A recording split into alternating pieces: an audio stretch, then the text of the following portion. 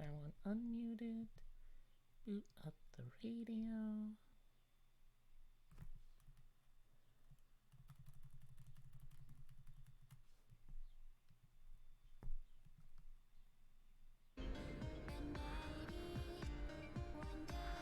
Alright. Got all that set up. Now let's quickly do some promo blasts.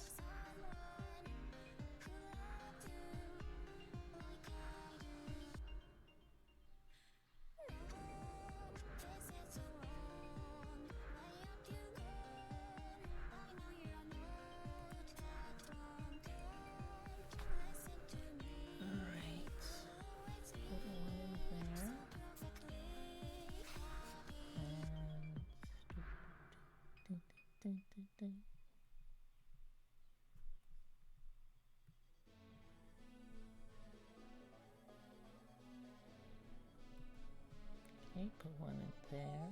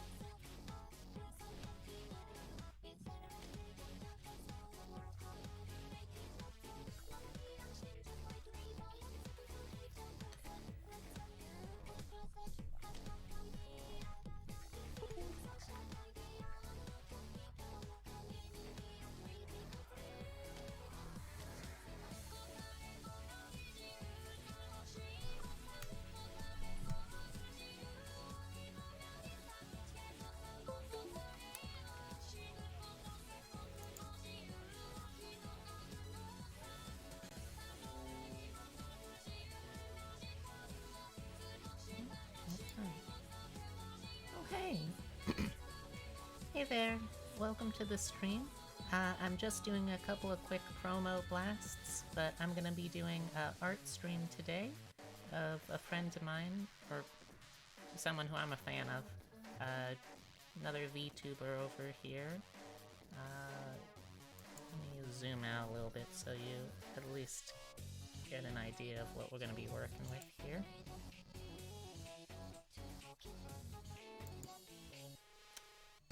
This will just take a minute, but feel free to make yourself at home in the meantime.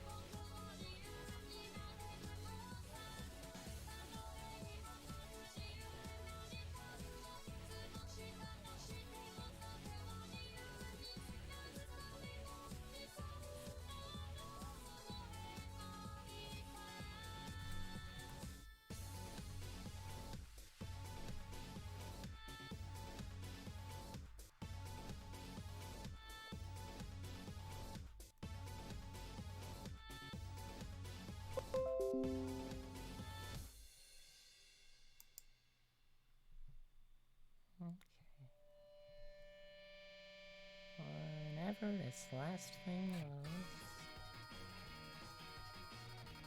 Okay.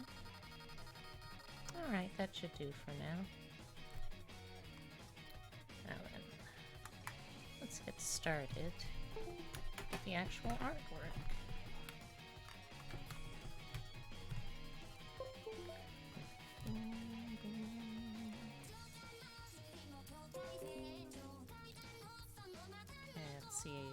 still showing up right? Good, I am still showing up right. Alright.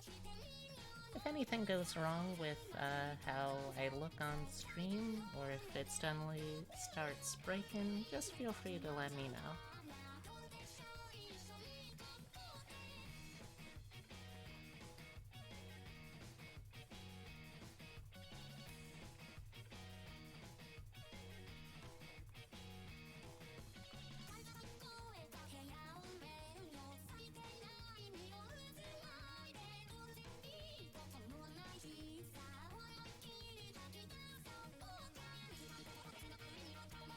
Hey, him.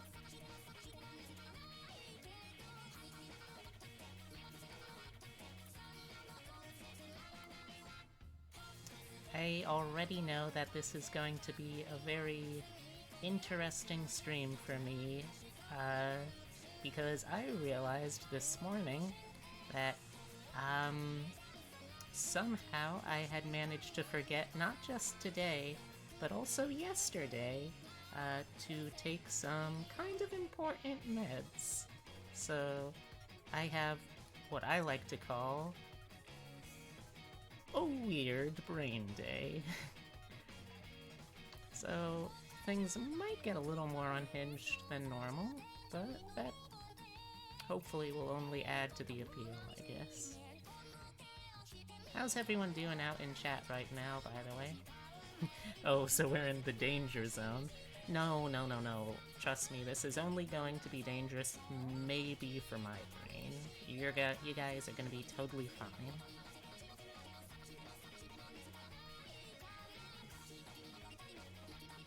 Also, man, I always get so impressed when Vocaloids can perform this quickly. It's really impressive to hear, you know? Like, they know so many languages already, and then that they can just pull this kind of performance out of their butts, too. Honestly, I admire Vocaloid work ethic. But how y'all doing out in chat today, huh? While I slowly vibrate into a different dimension. I've got a cyst on my eyelid and it looks and feels like I've been punched in the face. Ooh, that sounds absolutely nasty. I am very sorry to hear that, Hem. I hope that your cyst... Actually, I'm not sure how cysts are supposed to be resolved other than being benign. I hope your cyst goes away, I guess? Is that a thing that cysts can do?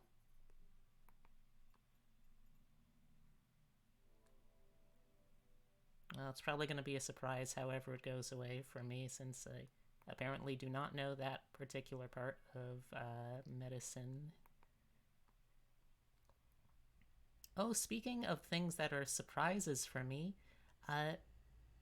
do y'all want to know about something very interesting that I got in the mail? I say very interesting because it's a surprise to everyone, especially to me. Not to get too gross, but it's like a bowl of fluid right now, and I just need to soak it with a hot towel. Alright, well, I hope that it gets better for you, Hem. Yeah, so this morning I got something in the mail. It's a blister package. It's pretty small. You can hear it's one of those, like, ones that are, like, bubble wrapped on the inside. It is from someone in Kentucky that I have never met before. I don't recognize the name. I've never been to Kentucky. To the best of my knowledge, I don't know anyone in Kentucky. But weirdly enough, not only does it have my legal name on it, it also has the name I've been using both to stream and as, like, for my digital art portfolio online. So it's clearly from someone or something that knows what I do online to some extent. And it's a pretty small package. I'm kind of like mushing it around with my fingers, and I don't really get the sense that it's something very big, but I have no idea what it is, and I'm kind of morbidly curious. Like, this is absolutely just the manic brain talking. I sent you something, but not from Kentucky. Are you sure? Have you looked outside? Is there a possibility that you may in fact be in Kentucky right now and not know it? I want to get real for a moment here with y'all folks, because studies have shown that, oh, that's alright. And thank you very much, Heart. I appreciate the follow anyway, and I hope to see you around more soon. But yes, this mystery thing, I still haven't opened it, and I'm kind of half dreading finding out. But before I get to that, very important PSA for everyone. Now, not to get too serious, but studies have shown that upwards of 8 out of 10 people in America may in fact have been in or been from Kentucky at some point in their lives. It's an epidemic that truly is a terrible tragedy for our nation, but the fact is, a lot of us do have experience with Kentucky, so it's important to know the signs so you can have early detection and to get it treated before it gets too bad. First, if you have an undiagnosed case of Kentucky, you may find yourself surrounded with more horses than you are used to. These horses might be running, they might be running very quickly and around in circles with tiny gnomes, dwarves, and halflings on them. Don't be alarmed. You have not found yourself inside of a game of D&D. These people are called jockeys, and believe it or not, they're mostly still usually humans. Now, the second warning sign is a overabundance of chicken in your diet. Have you had a lot of chicken lately? Was it fried? Was it perhaps deep fat fried? Have you looked at what you've been eating right now during this stream? Or what you had for lunch, for breakfast, what you might have for dinner? Look inside it. Look inside a little closer, perhaps, than you looked for. Thank you so much for the follow, Heart of Dark Hero. I look forwards to seeing you around. I know that you were interested in the RPG streams coming up very soon, so glad that you'll be able to catch those. Now, you want to be very careful about examining your diet for undisclosed chicken. In order to do this, you're going to want to cut open any potential meats or protein sources in your diet and look for any signs of feathers or other telltale pieces left behind in the chicken processing process. Kentucky has gotten very good at hiding the parts of the chicken that get snuck into people's food, so you need to be careful. Now, the third and perhaps most dangerous of all of these signs that you may in fact be diagnosed with Kentucky is an abundance of bluegrass in your life. Now, you may be wondering, do I mean the musical genre, similar to country or folk? And to that I say, yes, kind of. Bluegrass is a kind of invasive plant growth, not native to any known part of the mortal world of Earth. Some theorize bluegrass may in fact be an alien that is using humanity to propagate itself. This could very well be true. We have no way of knowing. If you find yourself in the presence of bluegrass, the important thing is to remain calm. Try to isolate yourself from the source of the bluegrass, and if possible, burn it out or supplant it entirely with a different variation of music based in the R&B.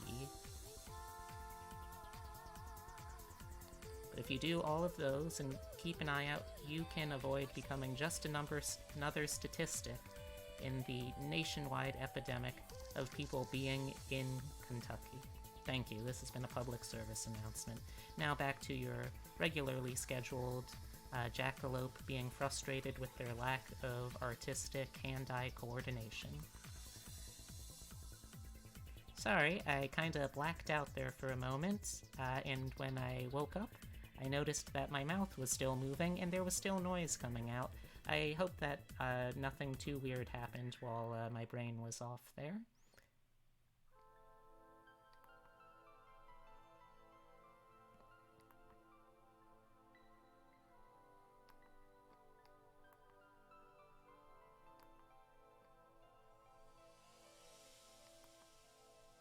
Tell you what, stream, if my brain makes it to the end of this intact, I will, by the end of this stream, open the mystery envelope to see just what the heck this thing is. So you can look forwards to that, I guess, if that's a thing that you'd enjoy. If it's a thing that you wouldn't enjoy, then I'm so sorry. There's nothing I can do at this point. It is out of my control. I have let Josh take the wheel, take it from my hands. I don't actually listen to much in the way of Christian music, so I can't really make this joke very well, but I still made it, and that's what counts.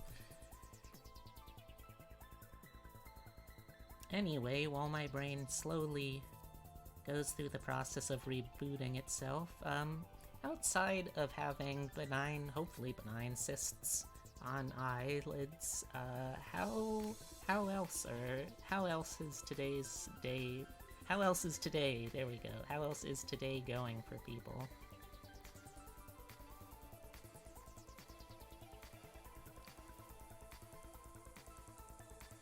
Not gonna lie though, I am super tempted to open this envelope still, because I have just absolutely no idea what's inside, and I am kind of a little bit terrified by what it could be, because I have no idea what it could be. I'm glad to hear it was fine, Hem.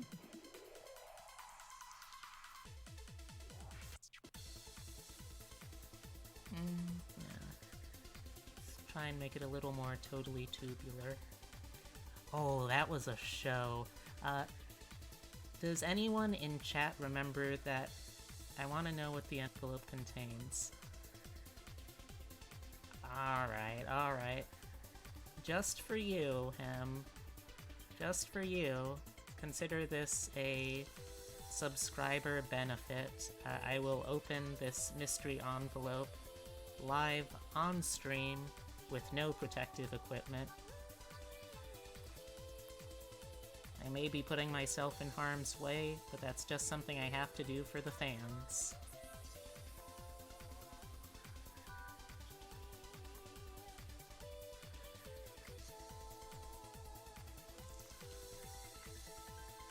But that ramble made me remember something.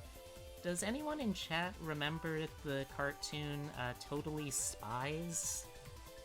Did anyone else watch that? Was that just like a fever dream?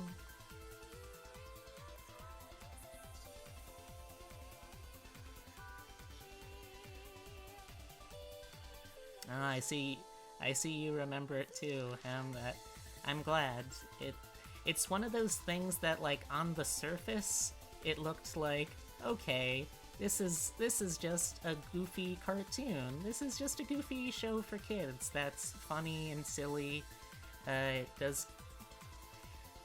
Yeah, like, I don't know how to say it except, looking back on it, even by kid cartoon standards, that show was so horny with so many different transformation-based fetishes. Like, I don't know why that show got so deep in the paint when it came to things that were absolutely, in retrospect, probably, throwing some shade at myself here, a little formative for some things that I'm not going to talk about on air, because that would probably violate some kind of terms of service. But yeah, that was just absolutely wild, wasn't it? Like, I struggled to even pick, like, one episode that stands out as, like, especially horny compared to all of the others, because there were just so many of them. I guess if I had to pick one, like if I held a gun to my brain and demanded the secret names of God from it, I would probably say something like, I think there was an episode with, like, a boy band that, was being replaced, like, Invasion of the Body Snatchers, by another boy band that were, like, stealing all of the attributes that they thought, like, were making that new boy band popular or something.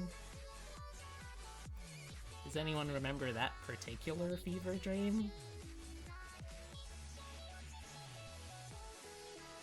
I feel like this is an especially dangerous kind of topic, because, like, at any given moment I could be just like, okay, I'm glad that I didn't just imagine that one, but on the other hand, I'm also mortified that I didn't just imagine that one, because, wow. That show, it was really something, wasn't it? Oh, or wasn't there another one with there was like a makeover machine that was like stealing people's like normal beauty standards or some nonsense like that? I think there was one where they got turned into some kind of bobbleheads. There was one where their moms got brainwashed into being attempted assassins on them. There was one where the God, I feel like I just need to stop while I'm behind, because there is no way that I can finish a conversation about the Totally Spies cartoon and remain as say-so as I would like to aim to be for this stream.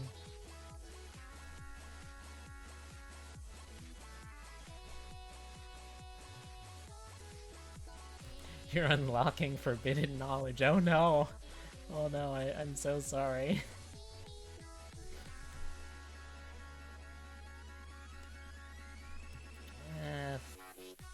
Forget this mug line stuff. It's not gonna look straight. Nothing I draw is ever going to look straight. And it hasn't looked straight probably since high school, for reasons that should probably be obvious.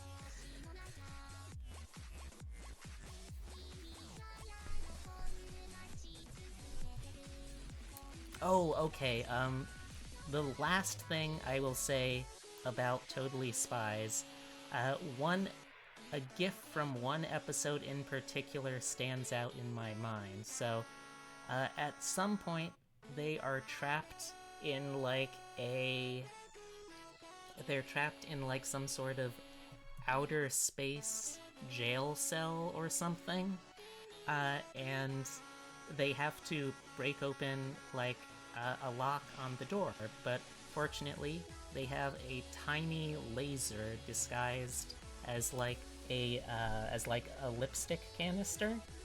So they aim the laser at a compact mirror that they have with them.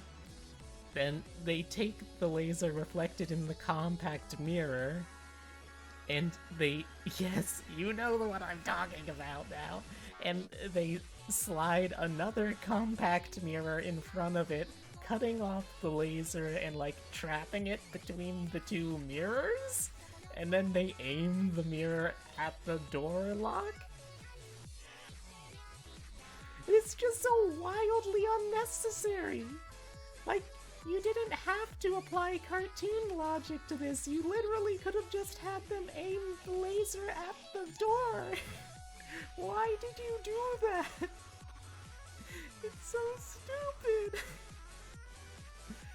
Oh no.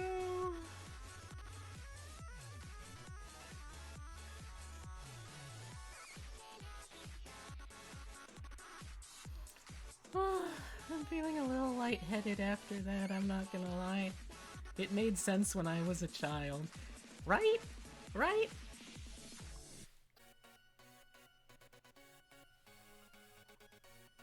Like, the more I look back on the shows, the cartoons that inspired me and, formed and, like, informed my personality when I was but a wee jackalope, just the absolute nuts. Oh, thank you for the hydrate, Hem.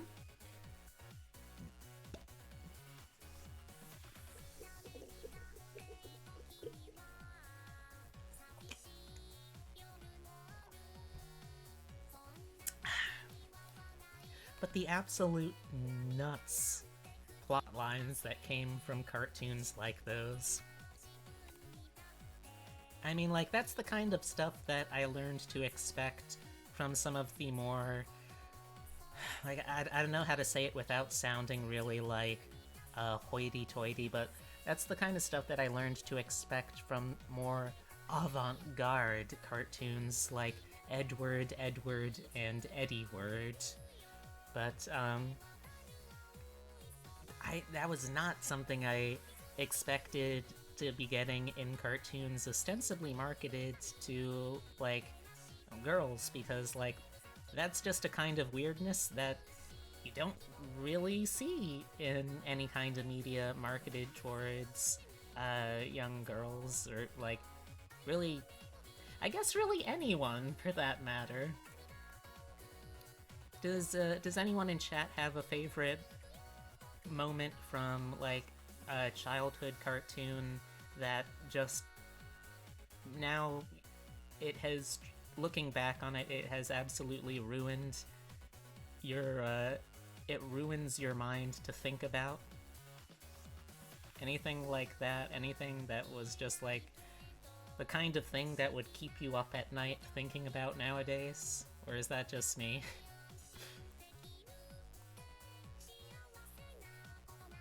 I'm willing to guess that once you have a show actually be popular, they let the writers go a little more wild. Yeah, that's fair. Like, I think that's totally reasonable to an extent. That said, the sheer, like, high concentration of things that as an adult who has gone through, like, their own personal awakening, like, looking at it and thinking just how absolutely buck wild and horny some of these kids' cartoons got. It is incredible. How did you get away with this, sir? And or madam, and or non-binaries? I don't know the personal identities of anyone involved in these shows, but still. Alright, I need to compose myself. I need to probably also get myself away from just talking about things that were secretly way too inappropriate for me to be consuming media-wise as a child. Let's try and go with something a little more wholesome, perhaps. Does anyone on the flip side have any particular cartoons that they remember from being a kid that, like, looking back on it, are actually, like, more wholesome, or, like, more positive than you expected, or at least, like, than you read into the show at the time.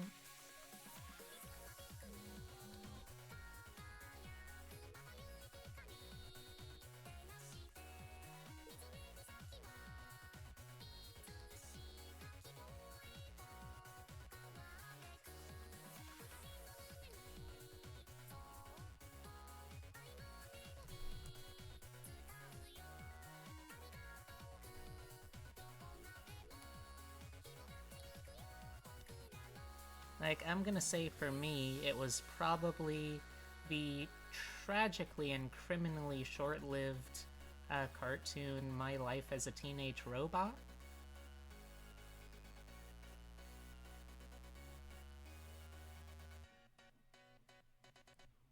I remember absolutely loving that as a kid and not realizing until just like really recently as an adult why I loved it so much. Exactly, that is the exact reason why I loved it so much. It was my formative jackalope bunny brain realizing, wait a second, robot trans robot. And just that feeling that something about this character is very relatable.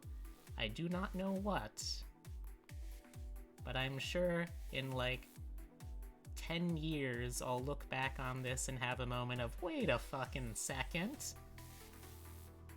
Oh. Yes, I will absolutely allow that.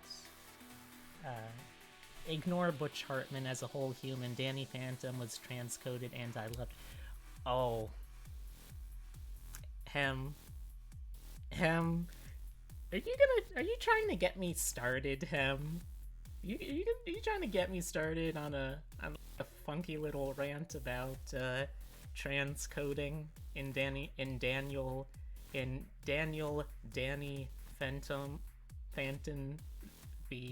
the cartoon about Daniel Phantom? Okay, yes, let's get started. Let's get into this. So from the get-go, we have a show about a child who has a secret double identity. There are two contrasting parts of his sense of self that he has to keep partially secret for his own safety, that his parents would be very violently unsupportive of him if they were to discover what his other identity is. We have a sister who finds out, because of course the siblings always find out before the parents, and who is very aggressively, almost embarrassingly supportive in the whole endeavor. We've got, as you say, a character who has a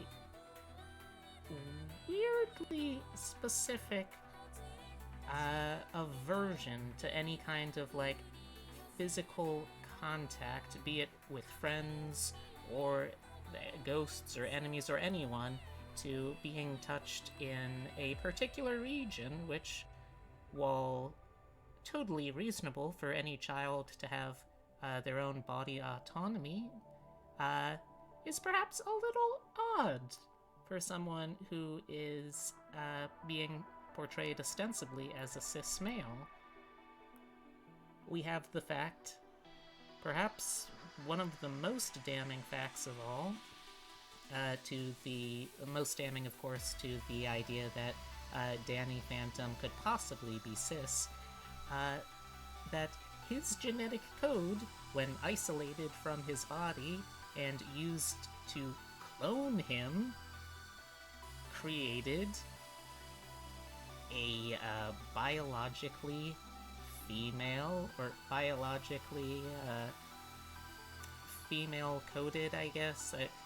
I'm not sure how best to put that sort of thing when it comes to discussions of things like clones.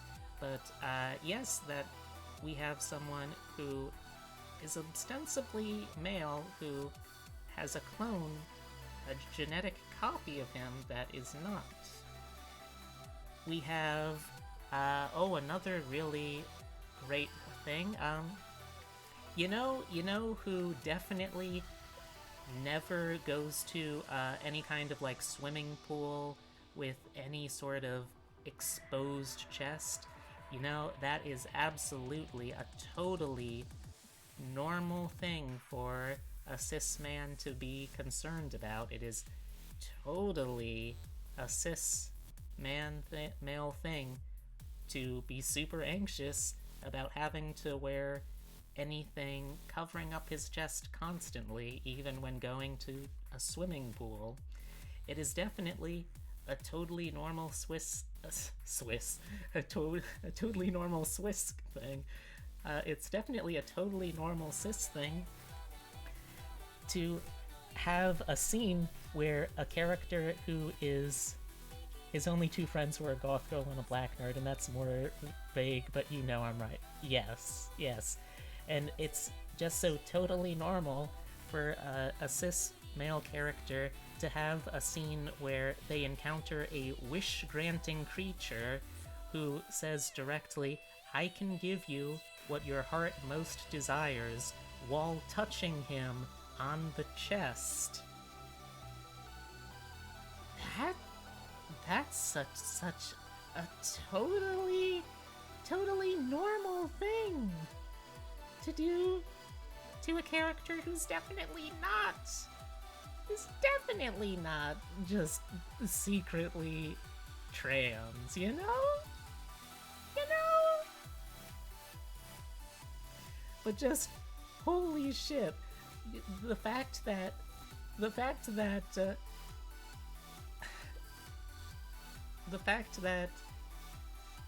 characters like Danny Phantom can be written unintentionally as so deeply in the closet that not even their original creators can ever like acknowledge or even recognize that, hey, while in the process of writing a normal person, you did write a normal person who is also not cisgendered. Just like the absolute buck wild dissonance that butch piece of garbage Hartman has when it comes to being unable to recognize the implications of his own characters. It is just wild. Okay. Butch Hartman's need to make fun of his less manly characters by making them more femme really bit him in the ass. Yeah, right?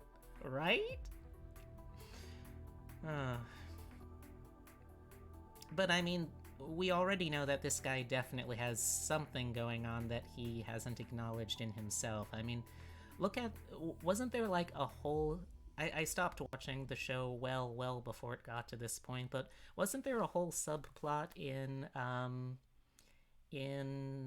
The Fairly Odd Parents where Cosmo, the male fairy godparent, is just like going through MPreg?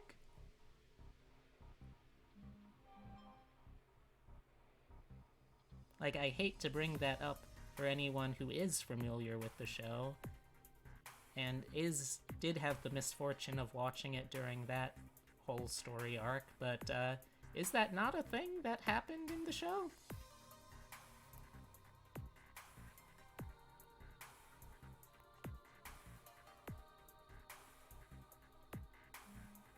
Also, again, I am so glad that the VTuber I'm drawing, Jusagi, does not, like, to the best of my knowledge... Yeah! Alright, hold that thought, I'll get back to it. I just need to, again, restate, I'm so glad that the VTuber I'm drawing, Jusagi-chan, that he does not watch, to the best of my knowledge, these Twitch streams of me drawing his character, and also that, to the best of my knowledge, he also does not watch, like, VODs that I'll be posting on YouTube, because I'm not sure how he would feel if there was... You think so? I mean, I hope so. I would not be opposed if things don't work out with, like, live style. I would not be opposed to trying out for the JCC, but you really think you'd appreciate us, like, talking about Totally Spies and Fairly Odd Parents in this context? Oh, my brain, my bean. Alright, if you say so. I trust your assessment better than I can trust my assessments. Yes, go make your dry berry water. Make it with extra dry, extra berry. And you know what? You deserve that extra water too.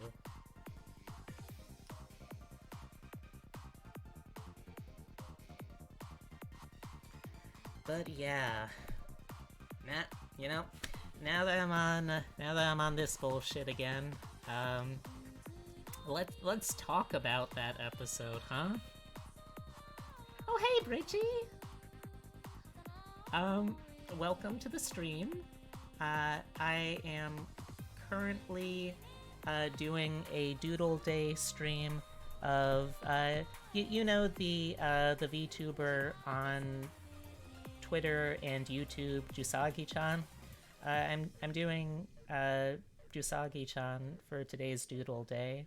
Also, I'm so sorry that this has to be your like, at this point I think maybe like second exposure to my channel be, yes, welcome. I happen to be talking about the incredibly inappropriate implications of childhood cartoons, and also going on rants about the gender identities of Butch Hartman's characters, and how he accidentally wrote a bunch of trans people. Actually, no, I'm not sorry about that last part. I am sorry about having to expose you to a stream that includes talk about Totally Spies fetish, though.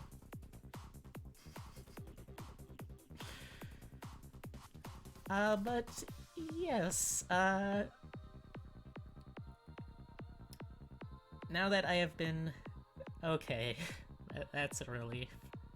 That is a weight off of my little bunny shoulders, which is good, because most of my weight is being taken up by holding up my antlers.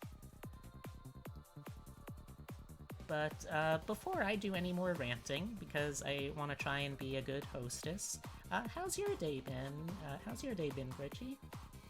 Anything good happening over in your neck of the woods?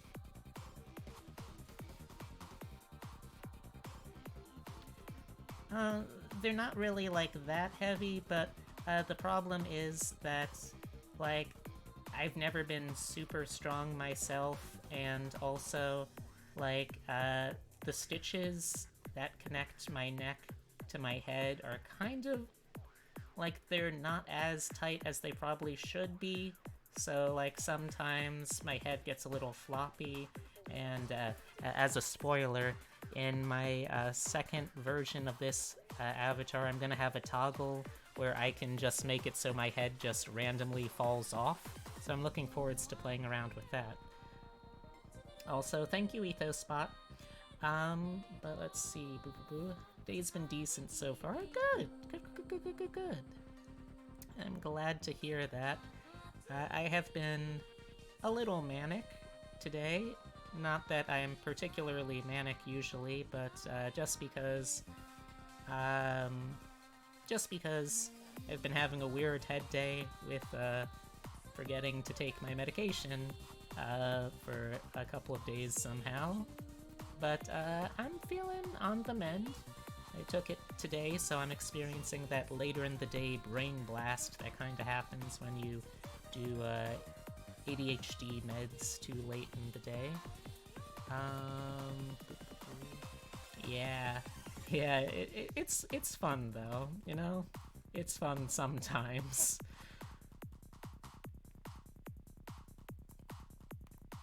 I promise, though, that I am on the mend.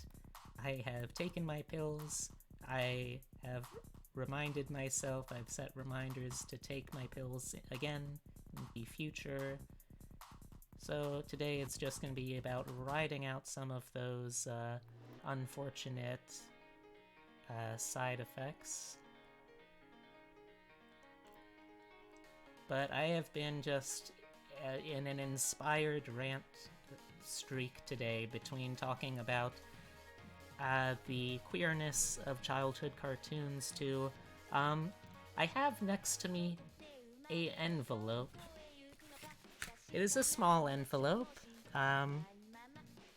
It comes from someone in Kentucky, a place I have never been, from a name that I don't recognize, and it's addressed both to my actual legal name and also the name that I've been using for, like, my digital art portfolio and some of my platforms like Twitter.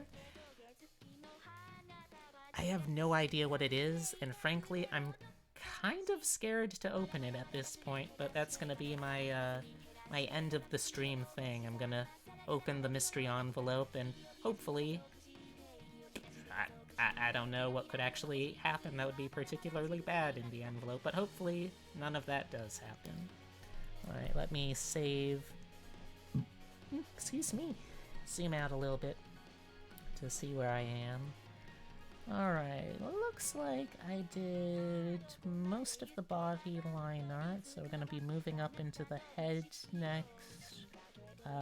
Although I can also do the beer. That's gonna be important to do too, so I should probably do that too before I forget. But while I'm down over here, let me just fix the button. Get a nice neat little button here. Draw a happy little button. There we go. And I might as well also do some of those buttons on the shirt. Okay, I always forget. That would be on the left side, I think? It has been so long since I've worn any kind of proper button-up shirts that weren't just lesbian flannels. So I have completely forgotten what side things like buttons go on.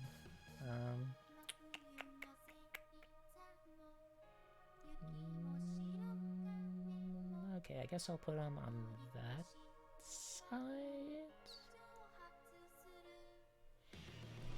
Oh wait, I've got shirts. I'm gonna go check.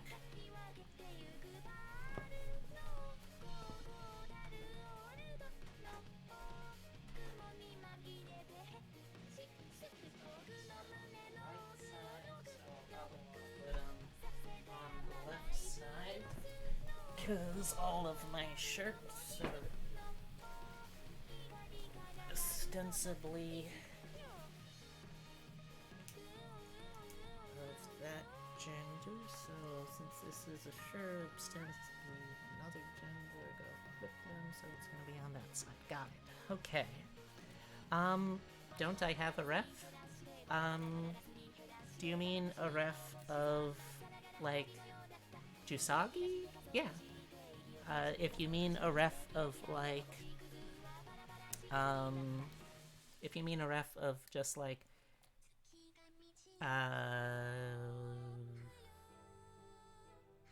Brain? You gonna help me out here, Brain? If you mean a ref of a shirt in general, no. But fortunately, I'm doing all of this, currently from, I do, but, so, Jusagi, like, last week, I always get a little mixed up with, the pronouns. I'm pretty sure that, well, I know the character is, female identifying, but I think, from what I know, the actual, like, person behind the VTuber, from the pronouns I've heard, like, on their friends' streams, it sounds like they prefer male pronouns, so, or he, him pronouns, so, Jusagi, the person behind the VTuber, revealed this commissioned art piece that's gonna be like their new baseline reference for the design going forwards. This is currently the only one that is official at the time, so the only reference that I know of that I can use, which unfortunately there is no buttons on here that I can use. So what I just ended up doing was I went up to my closet, I looked inside because I have a bunch of work shirts back from the days when I... Huh?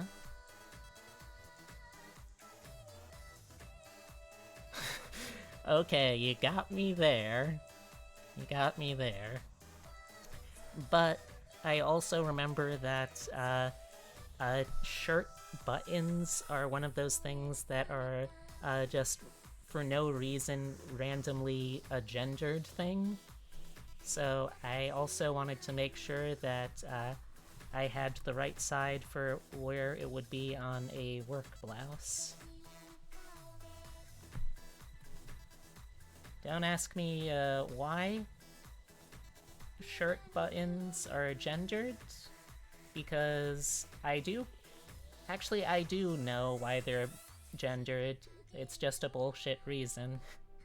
Well, it's a bullshit reason that's both sexist and classist, surprisingly enough. So, apparently... Oh, you do know. Good. Basically, if you don't know, or if you're someone who is watching this stream VOD later on, first off, hello! Tell me how the future is in the chat. Or, not in the chat, in the comments below. But back in the day, button-up shirts were designed to have the buttons on the right side, because most people were right-handed, if it was a shirt designed for men, because they were expected to be, like, dressing themselves, so for convenience sake, it got put on the right-hand side for righties who would be wearing the shirt. If it was a lady's shirt, though, it was expected that the shirts they're designing for high society, high class, basically rich people, they all had them on the left side, because it was expected that a lady who was wearing one of these shirts would have assistants, like ladies' maids, whose job would be to help them get dressed, so it would be on the right, on the left side of their blouses, for convenience sake, to their handmaids, which is just such a wild thing that that's still like a holdover we have in the world of fashion over a century after it's last been relevant to have it designed that way. What I'm saying is clothing gender is stupid. And because I am currently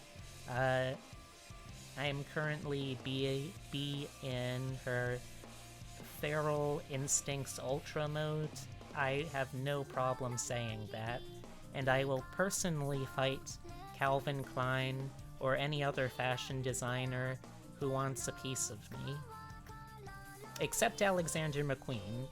That guy, from what I know, was pretty cool. He can hang. He's also dead, so I don't have to worry about fighting him.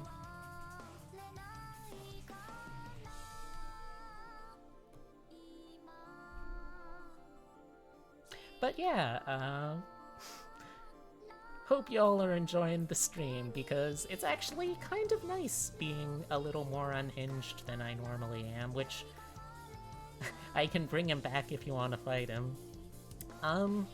You know, I'm good on fighting Alexander McQueen also because he actually did a ton of really just like cool as hell goth clothing, and anyone who was trying to bring back goth style in like the 80s and 90s will always have my respect.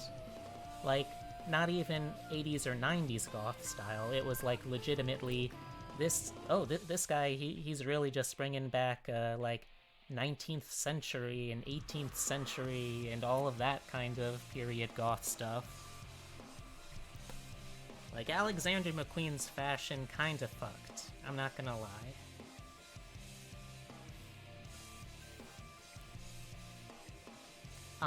But if you are offering to bring back fashion icons to fight, I would say if I could fight, this is fun, if I could fight anyone who is famous for fashion that is now dead, I would definitely fight Coco Chanel, because she was actually a pretty raging anti-Semite who helped support the Nazis. And I have nothing against the company that she created, because it's actually owned today by it's owned today and has been for a while by a Jewish family. So it's like, good on you. But Coco Chanel, the person, yeah, I would absolutely knife fight her. Exactly, she was also very frail and easy to fight, so I mean, I'm gonna have the advantage to begin with. I've got big ol' antlers, I could gore her. I got big ol' rabbit legs, I could kick her. There's a lot of ways that I could and would defeat Coco Chanel in one-on-one combat.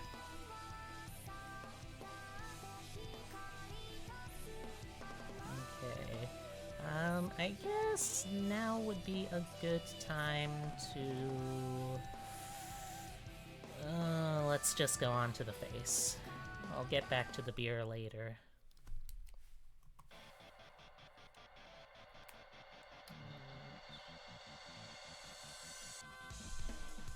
So, what about all y'all in chat?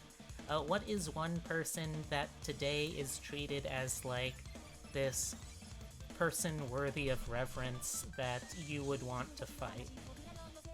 I guess if that's too vague, like, specifically someone who was involved with fashion, because if it was just someone in general, then... Ooh, Elon Musk. Elon Musk is a good one. I love that, I love, though, that, like, Elon Musk has done all of these things that, on paper, should be really cool, but because he's just such an absolute capitalist, money-grubbing tool, that, and everyone knows that they're still super lame. Like, all I'm saying is, the dude unironically has a 2B icon on Twitter, and, like, retweets anime things, despite having all of that, like, millions and millions of dollars of influence and clout. That's still what you're presenting as, like, a professional face. You aren't even trying. No one likes you. Go home, Elon. You've got a dumb name, too. Your name means smelly. I'd beat... Oh, hold on. Got a little pop-up. I'd beat the shit out of the lady that runs Doll's Kill. Now, this is one that I have not heard of before. What is that? What's the story behind that one? And also, the reason I think I'm limiting it to dead people who were involved in, like, some kind of fashion, or just people who involved in fashion in general, because, like, if I just said in general, they need bigger shoe sizes. Ooh, this isn't something I'm familiar with, but I automatically agree. But I just feel like if I said in general, what is a dead person that you would want to fight, I feel like everyone's answer would pretty reasonably be stuff like Ronald Reagan. So I had to limit it a little bit. Okay, she's a racist that glorifies eating disorders and tells people to get over her bigotry when they complain. Yikes. What kind of stuff does she even make? Like, off the dome, that sounds like it would be some kind of, like, some kind of like Lolita brand, maybe?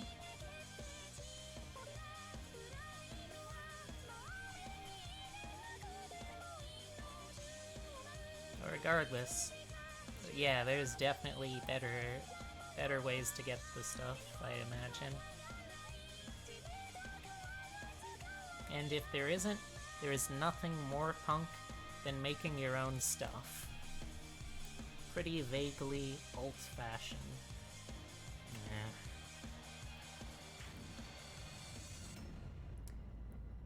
My hot take is that you cannot ever call yourself, like, you can't claim part in, like, any sort of punk or punk adjacent, punk of any kind, counterculture community, unless you are, like, very explicitly and actively against all kinds of the bigotry that shows up in your community.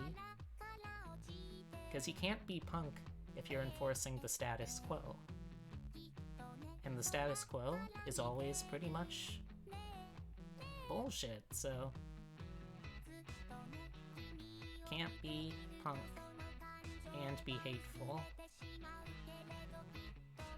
No place for that in punk communities.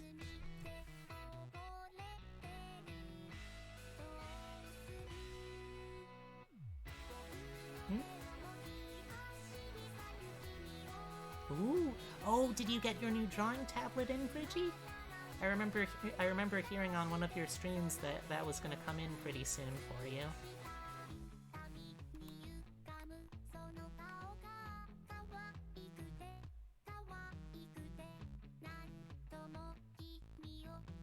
What kind of brand did you end up getting for yours?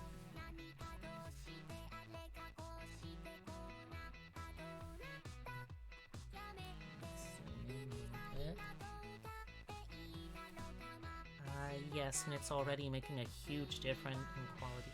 Good. Oh, I'm so glad for you. It's always so exciting. XP Pen Artist 15.6 Pro. Ooh. I have not heard of that, but it sounds very impressive already. Is it one of the ones where, like, is it the kind of tablet where you can, like, look just at the tablet screen and see what you're drawing? Or is it one of the ones where it's still, like, you have to look at the screen to see what you're drawing? Oh, okay, so it is one of the ones that has a screen on it. That is good.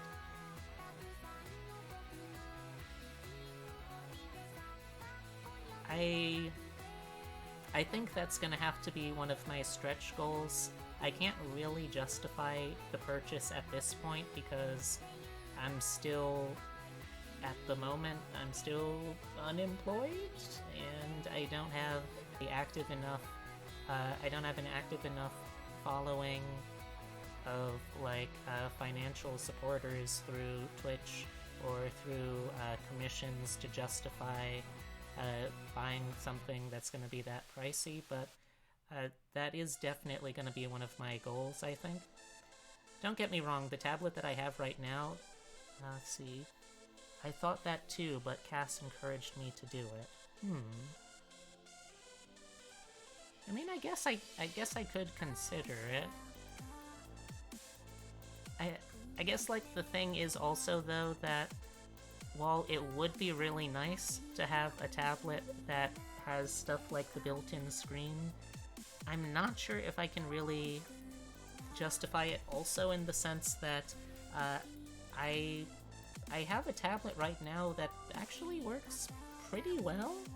I mean, this tablet was a hand-me-down. It's a legacy tablet from a friend of mine who was getting a new tablet and basically just gave me this one, which kind of single-handedly helped save my emotional health well-being and indirectly led to the existence of myself as a VTuber. Because, like, if I hadn't had this tablet, then I wouldn't have been able to get back into doing digital art commissions last year. and if I hadn't gotten into doing digital art commissions, but not even last year, the year before last year, 2019, if I hadn't gotten back into doing those after it being out of the game for like a decade, then I would never have thought of trying to become a VTuber. So, I mean, I kind of owe this tablet, I feel like, at this point. And it is a tablet that, despite being a pretty old, see, this is a Wacom Intuos PTK 440. So I mean, it's not a new model. It's a pretty old one at this point, but it's still a very surprisingly good workhorse. So I guess while there's definitely features that I would like to have, like, I have to imagine that having the screen built into the tablet is, like, an absolute game changer. But I feel also that, like, this tablet is, for what I need right now, it's still a very good tablet. And I'm not just saying that because my tablet is listening. I don't have to undo lines nearly as much. That's very good. That's very, very good.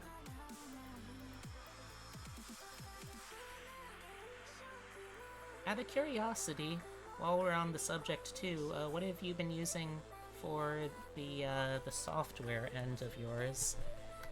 Because right now I'm still using GIMP, but to be fair, I actually have, I mean, like, GIMP is what I learned to do digital art on at this point, and I feel like it's actually, in the last couple of patches, gotten surprisingly kind of useful. Clip Studio Paint. It's not expensive and I love it so much. How is it in terms of, like, ease of learning?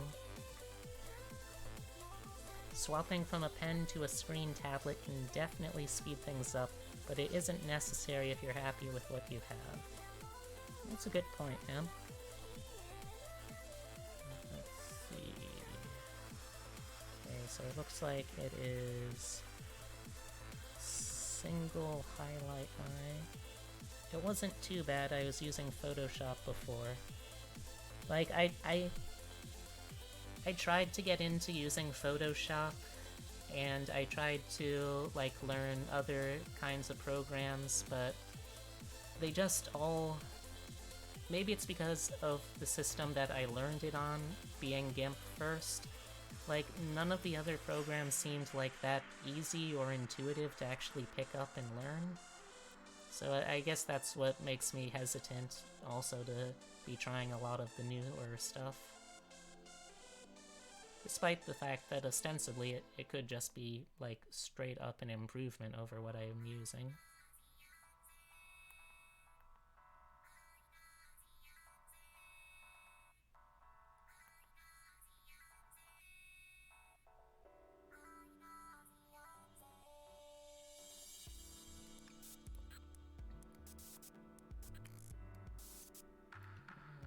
Thicken this up a little bit.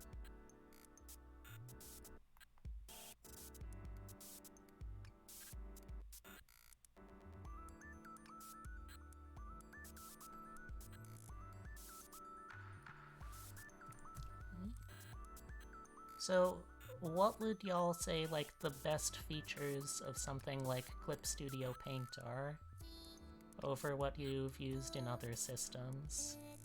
I don't have a ton of comparison because, like, I still don't know a ton about the tools that I do have access to in these programs, but I'm just curious as to what kind of features y'all think have really been, like, the big game changers in the different software.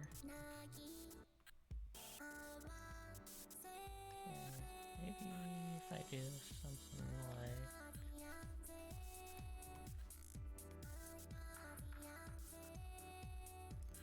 CSP's coloring tools and automatic time lapses are sexy.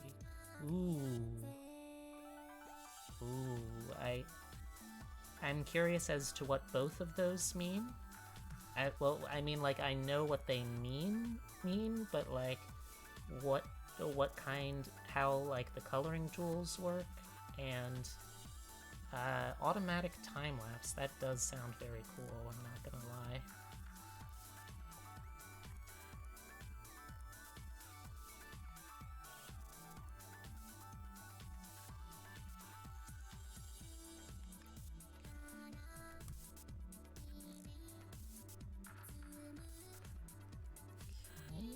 Then it also kind of like tapers off a little bit down there. Okay.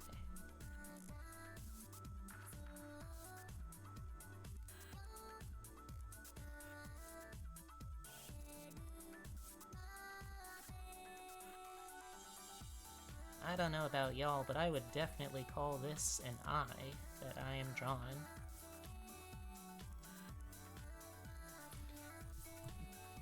Let's see, it only records pen strokes, so it doesn't have big breaks in it. Time lapse is great, but I can literally circle something and it colors... What? Wait. What do you mean by that? You can just circle something and it colors it in.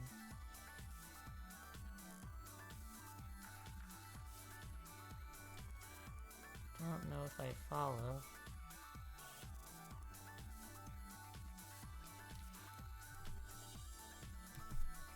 Let's make a quick save, zoom back out. Okay. Let's see, what's your lash situation like, Jusagi? Okay, it's pretty simple. We got the one big lash, then a couple of little lashes that are a little fainter. Let's zoom back out, zoom back in. So we got the one big lash. Let's add just a couple little lashes too. So let me... Yeah, good, I got the smooth stroke on where I want it. Maybe a little too thick, actually. Let's drop it down. One of the bucket tool settings let you circle something and it fills in whatever you don't cut into. Ooh. Ooh. Like, I don't totally know what you're talking about still, but, like, the mental images I'm getting, admittedly, are very sexy.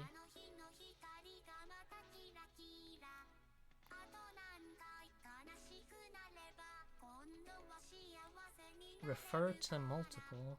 What is refer to multiple?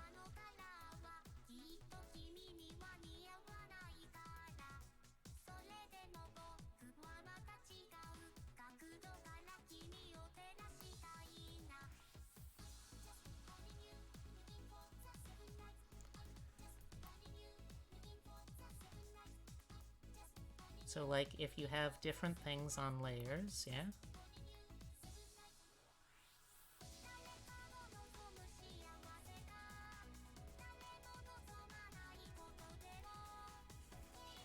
Different things on different... Jinja Ninja has a good tutorial if you want to see what CSP can do.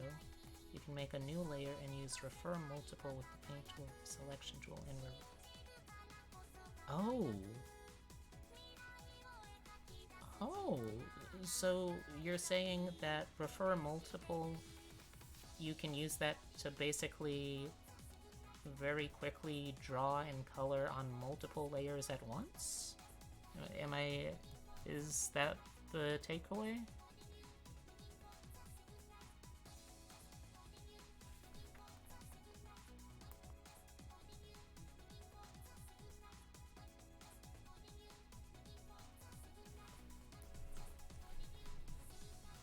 Because, like, in many ways, I am a cave rabbit. I don't totally know a lot of art software stuff. Not quite, it's kind of the opposite. Okay. So, it's the opposite. It pulls info from all the layers to decide where to put the paint.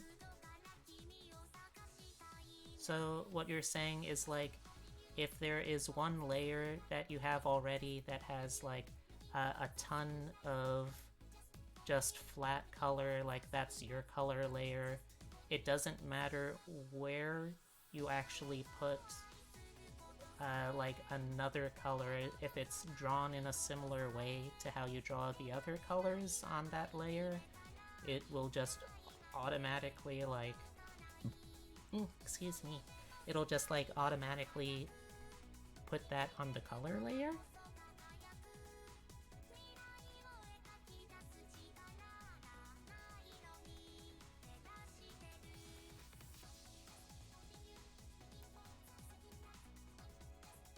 It's more like, you know how if you make a new layer and use select, it selects all?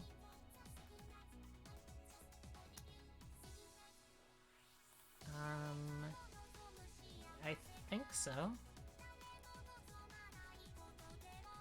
It selects all. Okay. But with refer multiple, you can use it to make selections inside lines of other layers.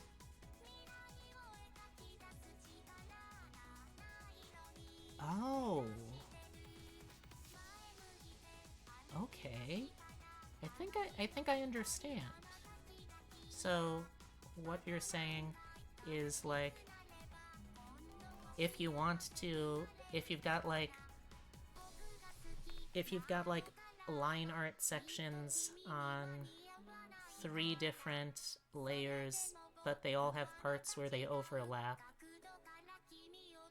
you can use refer multiple to like smart select with just like one of the magic wand tools, for instance, a section that is not overlapping, or that isn't going over lines from any of the other layers.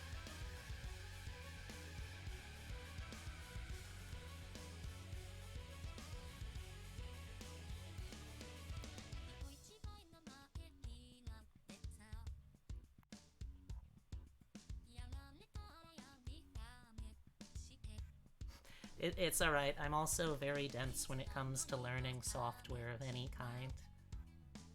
It took me about 3 weeks to figure out how to do, like, anything in Live 2D, and I only eventually figured out because I realized, oh wait, this is basically just making, like, a digital paper doll.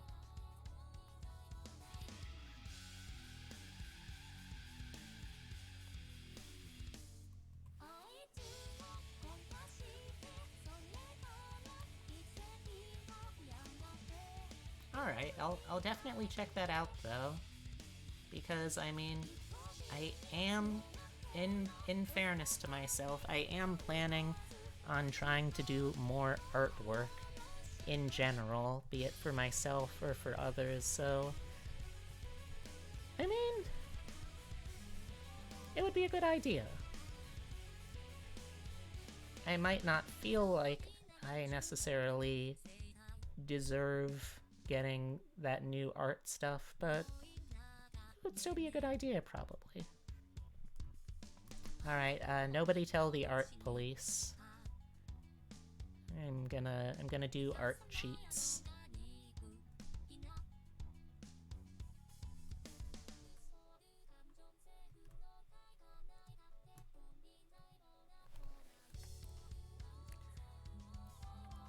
I'll just drag this on over.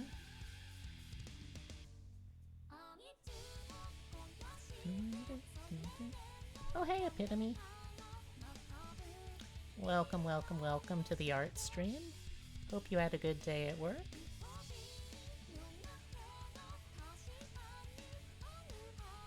Okay, let's put it... oh yeah, that looks good. And then let's rotate it. The party is here. Oh, so you'll probably be a little mad at me, Epitome, but I realized today that I hadn't taken... Right. Sorry. I realized I hadn't taken my pills in 2 days, so all of the weird bad brain energy I was getting, pretty easily explainable. Question, did you take my advice on the 7K book? I have not set up that command yet, but that is something that I am considering. See, I knew you would be upset. That's why I didn't want to tell you first. Let's see, like this. Is this the? No, is it that one? Yes, that was the one.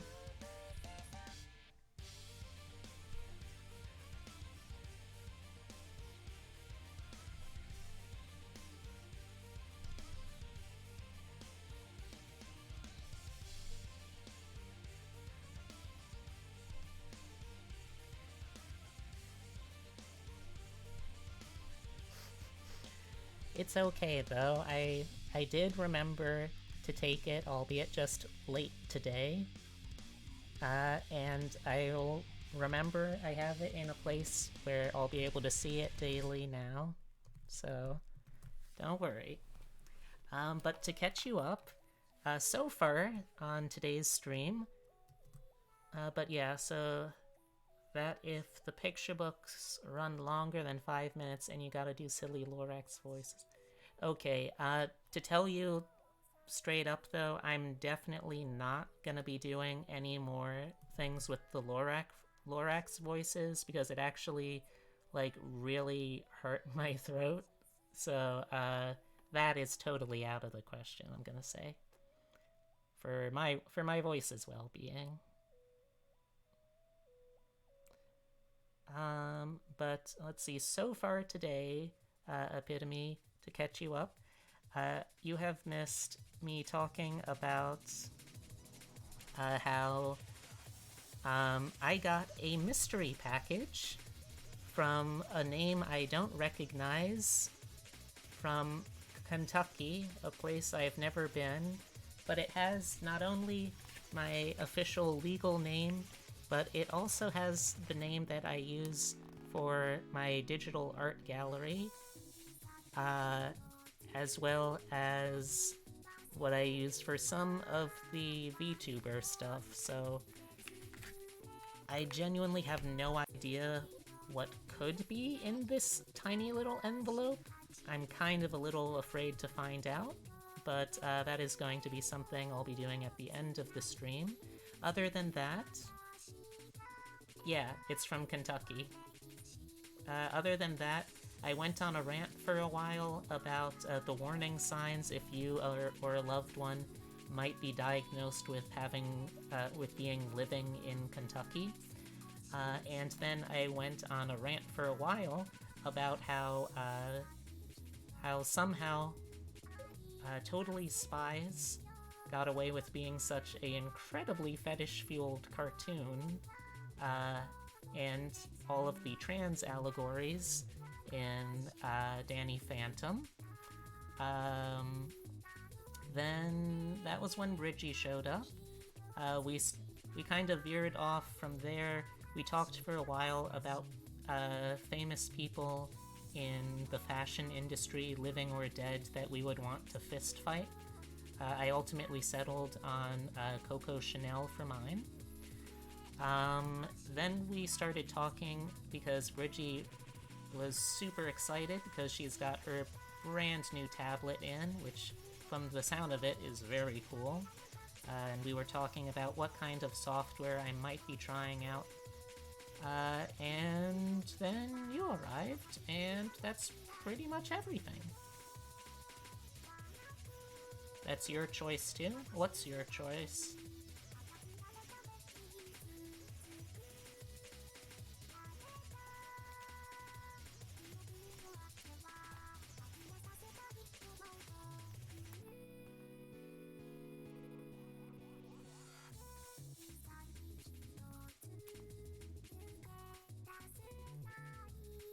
Oh, Coco, yeah.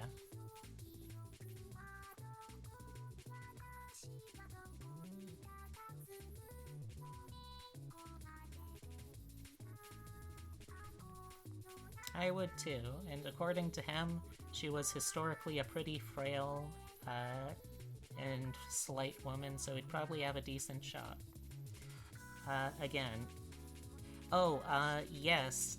Apparently, today in the mail, I got a mystery package from a name of a person that I do not recognize, from Kentucky, a place that I have never been before in my life, and to the best of my knowledge, don't know anyone living in it. But it has both... So it has a combination of... The first name is off of my legal name, but then instead of a last name, it just has Weird Rabbit, which is both kind of what I use for Twitter as like an official Twitter name, but then also, excuse me, also what I use, for my digital art gallery. So I'm just very confused as to what it is or who it's from, or if it's like something that is dangerous or somehow. The last one is mostly just because, again, bad brain. But yes, I think that catches you up on everything.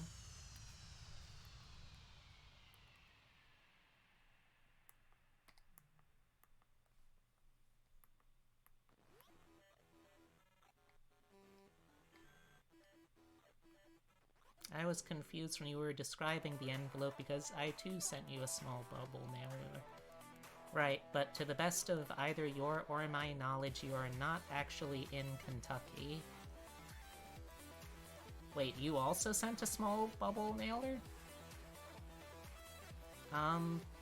Okay, but neither of you mailed it from Kentucky, and I know both of your legal names that you would have to use for mail, and this definitely isn't from either of you.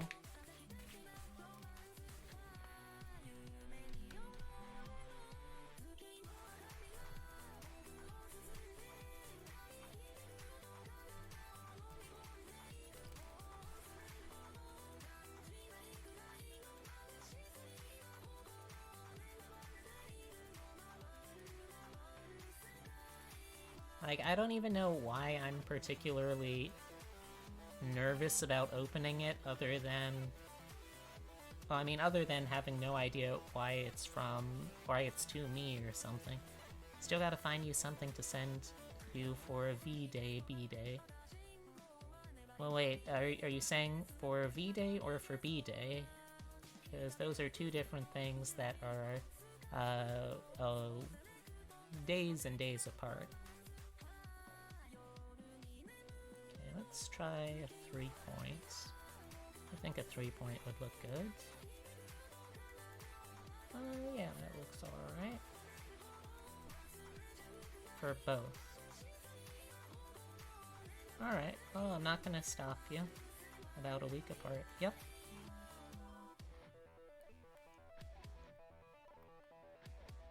Okay.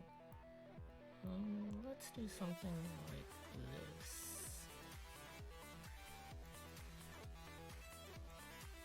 Let's see how this looks. Oh, I don't know who I've told that is currently watching, but very exciting news. A friend of mine really liked the model that I made for B, and they decided that they want to commission me. So I have been hired out to both design, illustrate, and finally rig their future VTuber model. So I am very excited about that, and from what I have so far, I'm a pretty big fan of the product that I'm producing. I know I'm gonna be a mom! I am admittedly, so before anyone gets on my case about this, I don't know what to price myself for it yet, because it is literally the first time I'm going to be trying to create something on this scale. I've only done a half body for B, I've never done a full body. It is going to be very long, I know, I'm gonna be a mom! It's so exciting!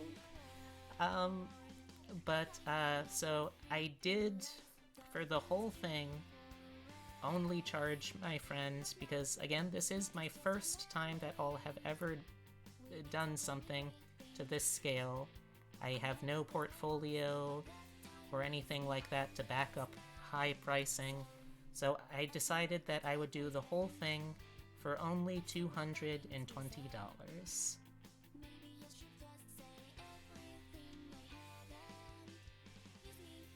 No, it does not make you a dad, I'm afraid, Epitome. To be a dad in VTuber lingo, you would have to be the rigger. Or you could also be the illustrator. But I'm, I guess, a single parent for this one. Well, like, on the one hand, it kind of looks like it's an alright price. Well, then you're just gonna have to get good at art or rigging. I'm sorry, Epitome, I don't make the rules. But on the one hand, I feel like, hey, gotta charge for time. Yeah, like, I know, but at the same time, I don't actually know how long it's going to take me. I'm already charging above double what I do normally for if this was just a normal artwork piece. So, like, that's like less than minimum wage? Alright, well, this is also my first time ever doing one of these for someone, so this is only gonna be like, I promise you, this is only gonna be like a one-time price that I'm doing it this low. That said, not horrible for your first one though, so okay, I appreciate the pass. That said, why, what do you think would be a fair asking price for me to do?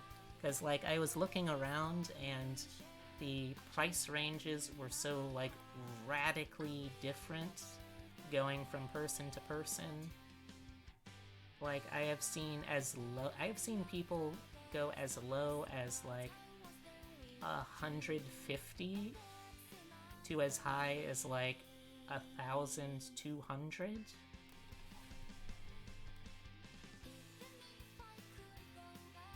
I will probably charge that when you'll probably also do, like, around 220 whenever you get to do your first one too.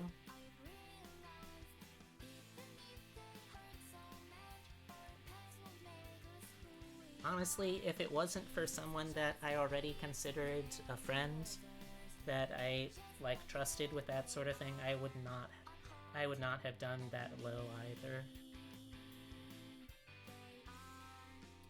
Hemlock took me 8 hours to rig. Tried to time herself. Yeah, I'm gonna try to time myself when I actually, like, really start getting into the rigging section of that.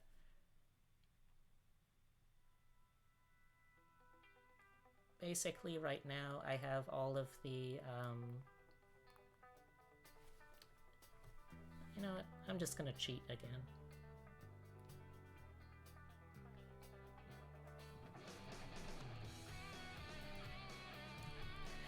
Basically, right now, I have all of the,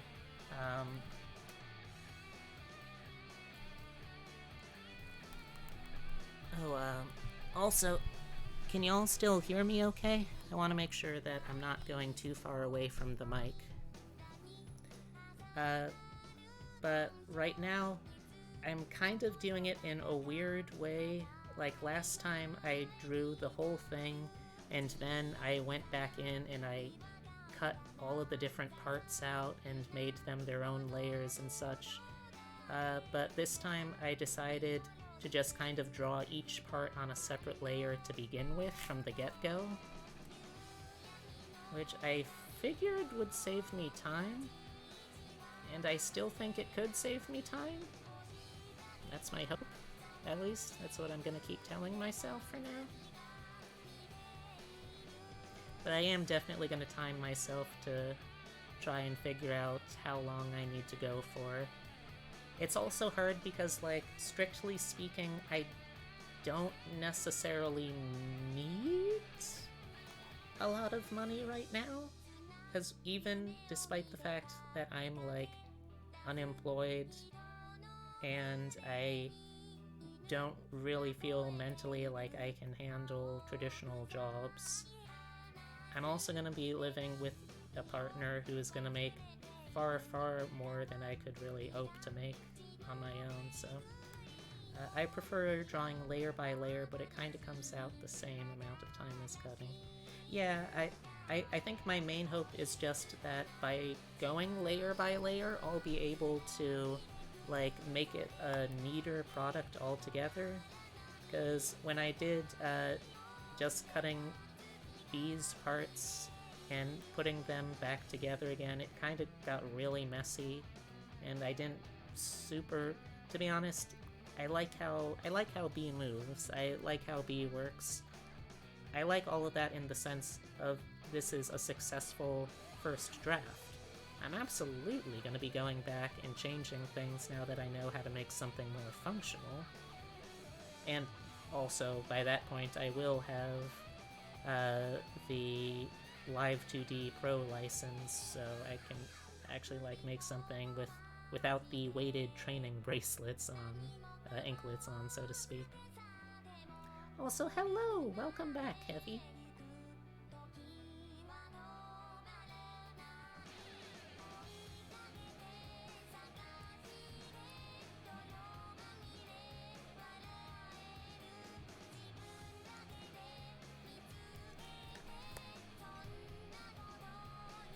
But yeah, I know that I'll have to go back. I'll have to do much more fair to myself pricing. I imagine it's gonna be, at least for the whole thing, gonna end up being several $100s. Oh, was confused for a bit. Oh, sorry about that. Yeah, we were just talking shop, so to speak.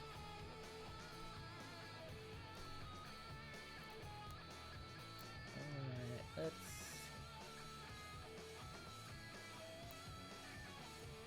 go down some of it. Oh, thank you, Heavy. Oh, that reminds me, though. That is another thing that is going to be a very... Oh, I'm actually making a Lil Hemlock model as an example for a cheaper model option in my comms. That's smart. I might have to do something like that myself. Also, a question for the other streamers in here.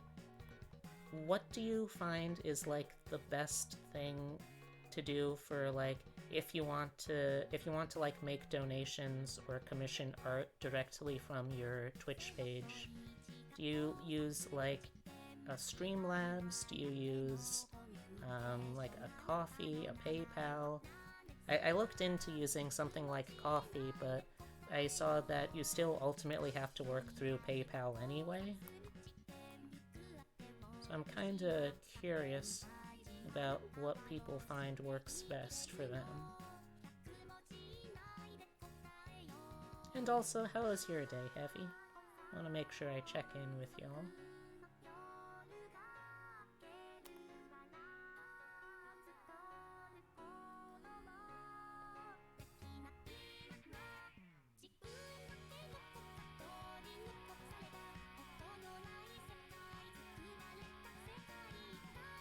PayPal spooks me. I might just use Square and a shop front when I pick up. Square? You mean Squarespace, like the website? People can pay with a card and not have their real names shown. Alright, Epitome, eat up.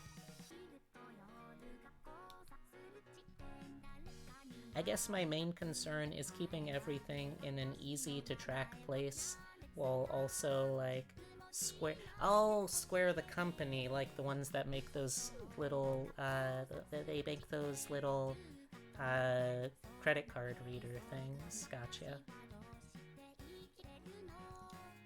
I mean, I'd consider using something like that, I think.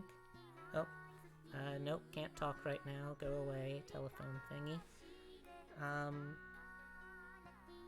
I'd consider that, I guess. I don't really know. Can go completely digital.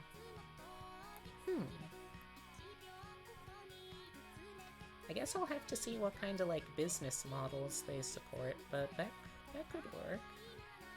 I just want it to be something that, like, ideally isn't really supporting Amazon, because if I'm gonna be a streamer, I'd rather be a streamer that can, like, have a little bit of, like, moral comfort to my business practices still. But I also know that other companies do still take, like, a cut out of your profits. Like, all of them do, from what I understand. So I guess that's where I'm kinda just stuck at the moment.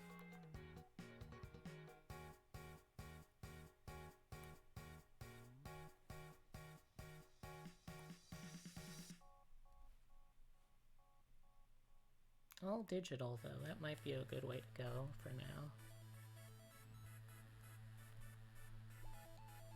Human phone bugging me and Mama all day. I hate spam. Oh, I'm sorry to hear that, Heavy.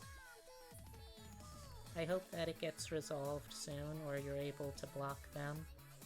I know the last time I had a phone caller that kept sending me spam, it was awful. It just got really smelly and old after a while.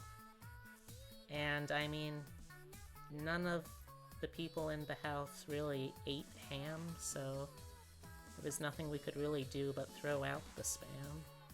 It was awful, though. I don't know what possesses people to send that stuff sometimes.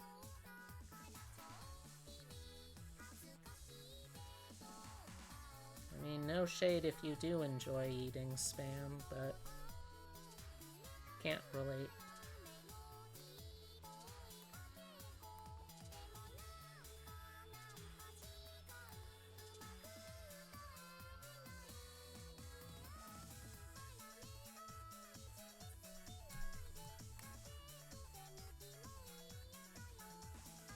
Honestly though, this is very relaxing.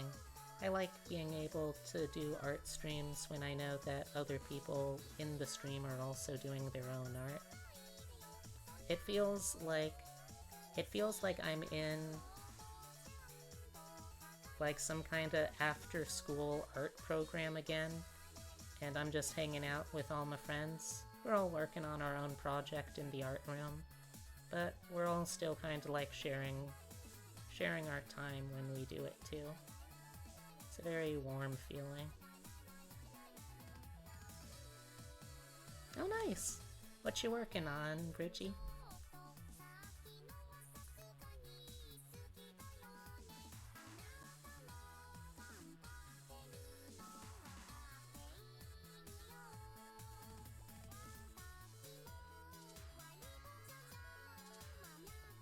A Space Marine?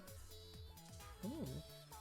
Like a official trademarked Warhammer 40k grimdark future war rar kind of Space Marine, or like something that is like based on that but not actually part of the Warhammer setting, or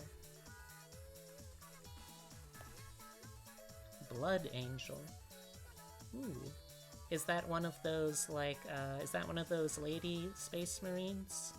I always forget what all the different groups in that game series are.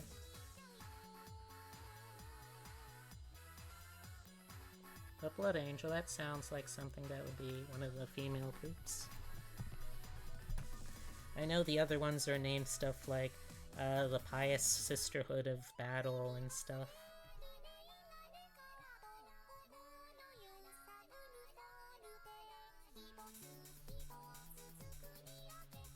Oh, that's alright. You can pretty much say anything about Warhammer, and because you have, like, a modicum more experience with the series than I do, I'll probably believe it, to be honest. Okay, let's get back into the hair. Blood Space Marines are vampires. Ooh. Are they... What's the difference between vampires and, like, the space vampires or whatever? Or is there a difference? Because I really love the idea of a whole group of Space Marines that wear goofy high gothic collars and all talk with, like, that kind of Bela Lugosi vampire accent. It's very charming to me, which I'm sure wouldn't have been their intentions.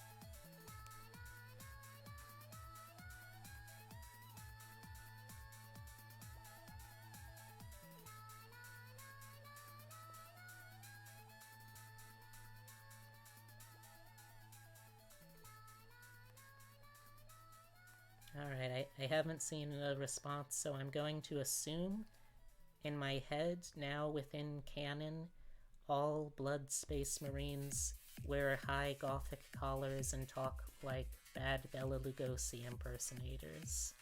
And there's nothing anyone in this chat can do to stop that.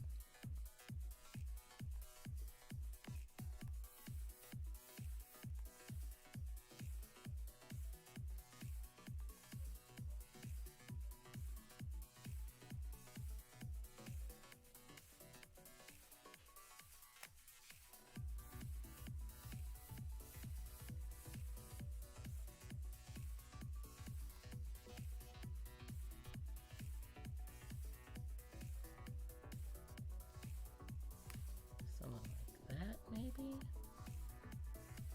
Pulls out book and glasses. They wear red battle armor and are vampires because of a defect in their creator's bloodline, where they have angel wings but feed on blood. I love the implication of that sentence, though, Heavy, that somehow having angel wings is a mutually exclusive trait with having to feed on blood. Like, you can either have angel wings, or you can need to drink blood. You can't have both, though.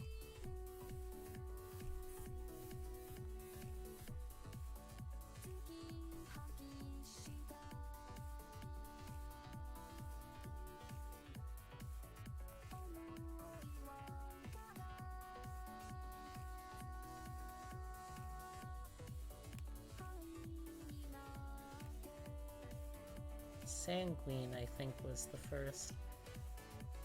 Well, I mean, to be fair, they should have known something was up when there was a guy who was literally just named Blood. Hello, I am Blood.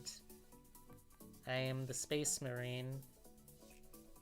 Coincidentally, I am also running the blood drive for the local hospital. Would you care to donate all of your blood to the needy?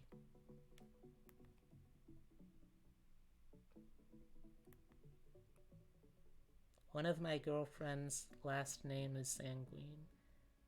Oh, that's cool as hell. Was that something that she was lucky enough to just, like, be born into, or did she have to, like, go through the process of deciding, okay, this is my name, and it is now going to be my, like, official name? Either way, good on her. That is an awesome last name to get.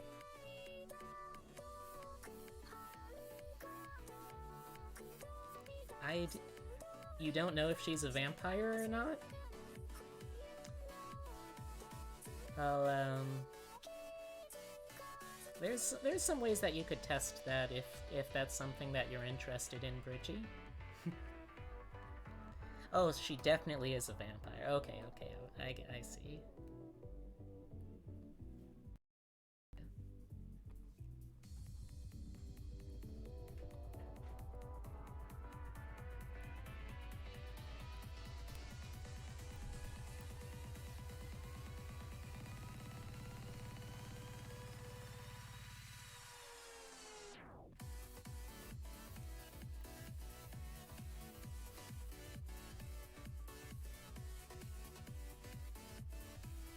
Hey, did any of you ever hear about the joke about why vampires so rarely can get people pregnant?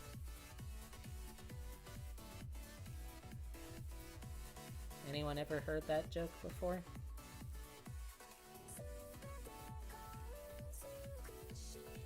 It's because they can't come inside unless you give them permission.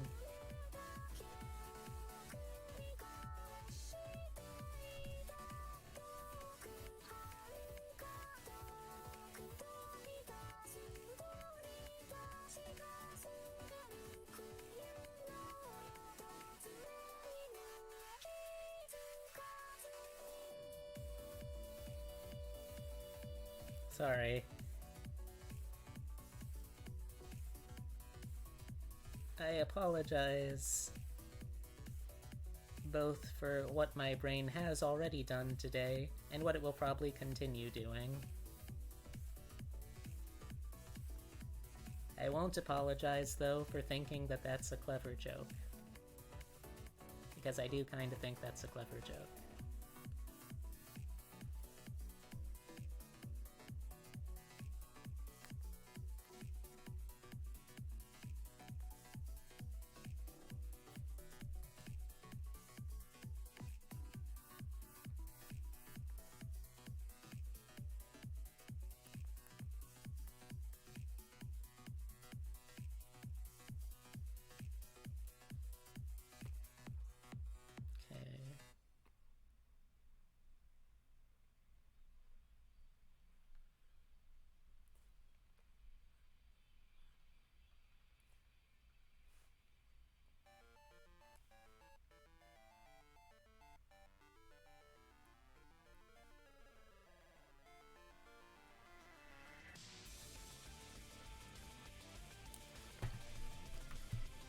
Alright, let's see where we're at. Okay, we're getting there. I think I'll probably have to do the tie.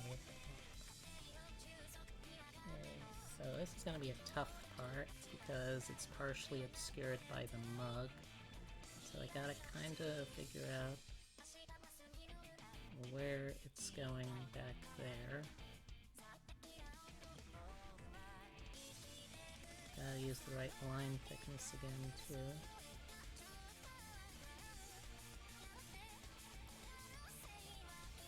Something like that.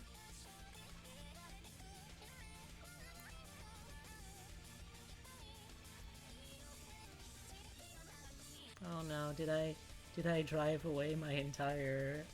Did I drive away my entire viewer base with bad adult jokes about vampires? That would be how my channel ends, I feel like. Oh no!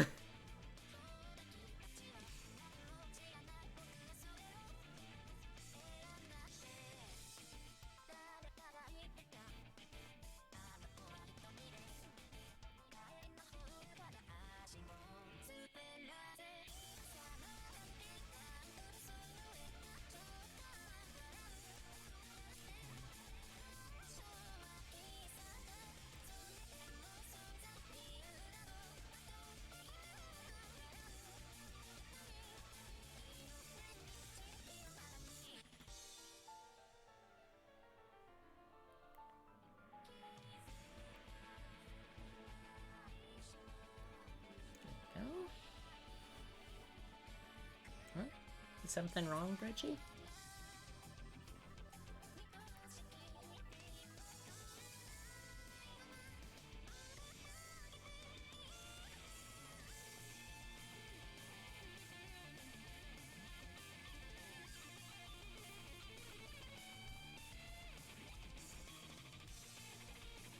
Oh, alright.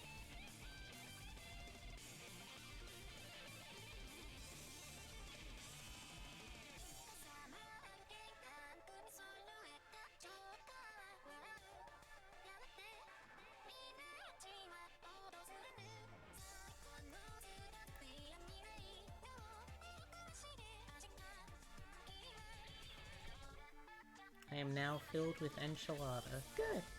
Good. Everyone deserves to be filled with enchilada if they want.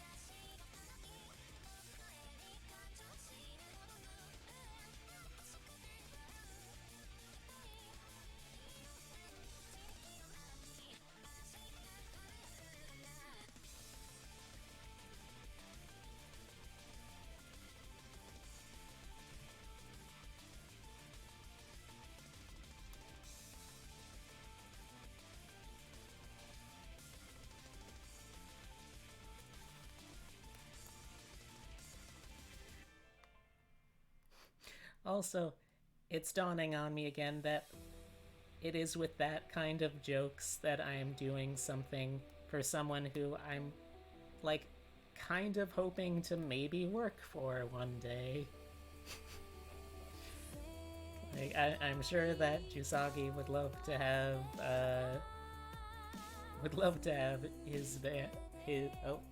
and now my parents are aware that you stream. Oh! They're not watching now, are they? Because if they are, I apologize.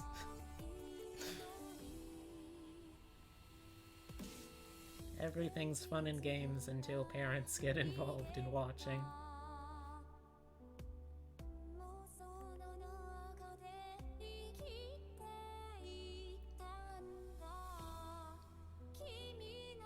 Well, yeah, but like Jusagi's done streams drunk before. I'm more thinking about like I'm more thinking about how like I'm making vampire sex jokes on the stream prominently featuring the Jusagi brand. I need to level up my new achievements. Do you mean your the achievements you get as a new Twitch streamer?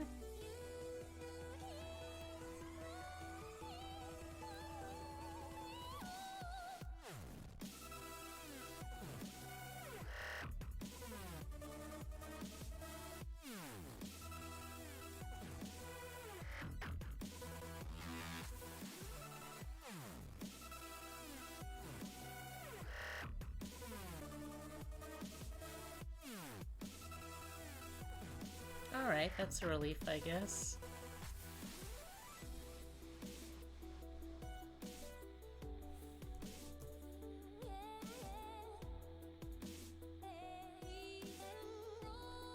Hem followed me.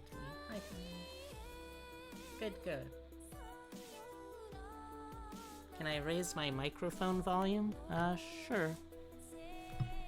Alright, right now I am now topped out and I am bringing the microphone a little closer to boot. Hopefully that is going to be enough. Is this any better?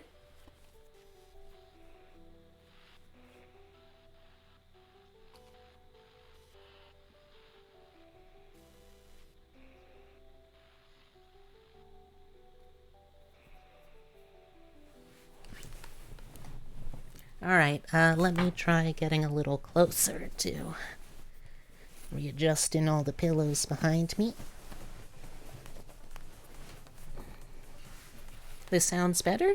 Alright, good.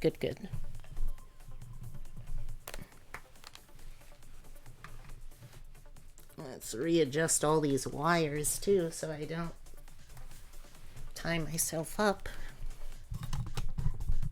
Wouldn't want to do that on stream. That would definitely get me banned.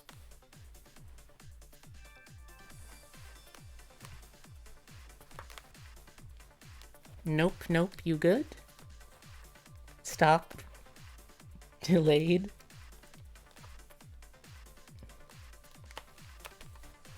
Now I don't know what you're talking about anymore, Epitome. Am I too loud?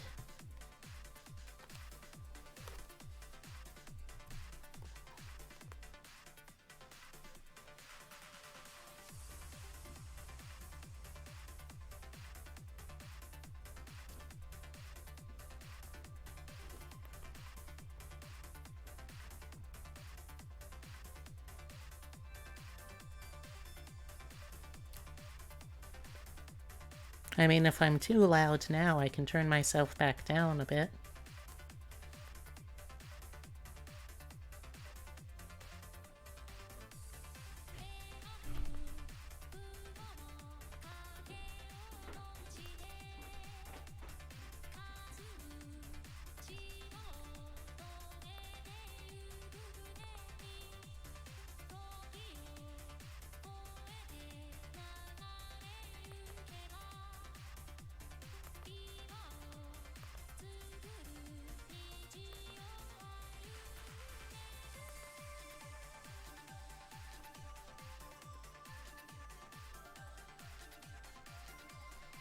My tax return was just accepted. Nice.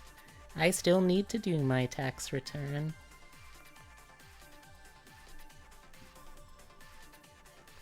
Which on the one hand, it shouldn't be too bad this year because most of last year I was unemployed. But also, last year I was starting to do a lot of work, or not a lot of work, but more work in terms of things that I would, like, digitally get paid for. I need to do human taxes too. Yeah. I'll tell you, VTuber taxes are also pretty rough. We have to pay a tithe every year to all of the big warlord conglomerates that own VTuberhood. You know, for the right and privilege to be able to call ourselves VTubers and such. Clout tax.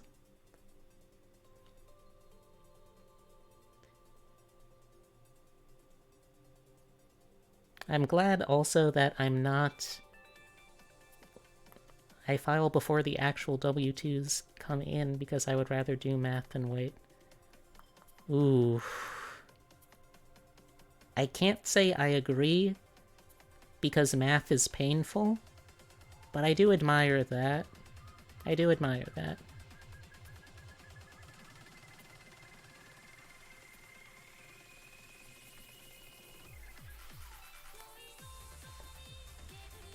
I kill them for annoying VTubers. Oh, thank you, but be careful not to get arrested for killing. Because that's bad. That's my hot take. Killing things is bad.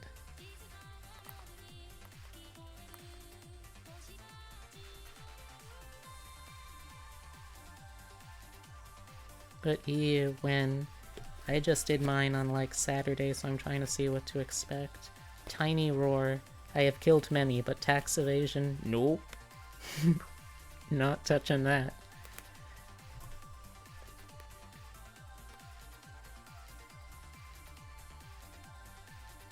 Yeah, the IRS is like...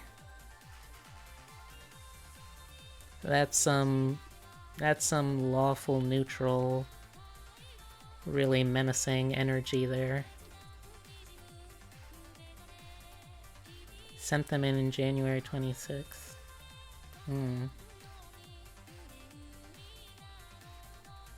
So I should wait another week or so.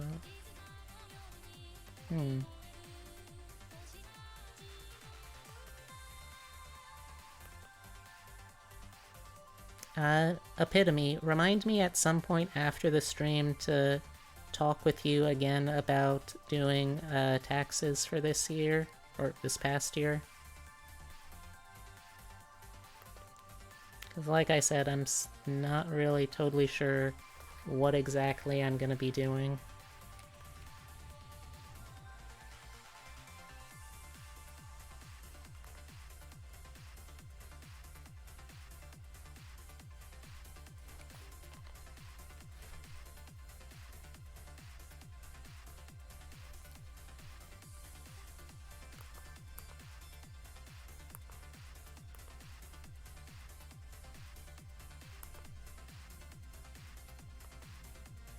Hi, chat room. Hi, Heavy.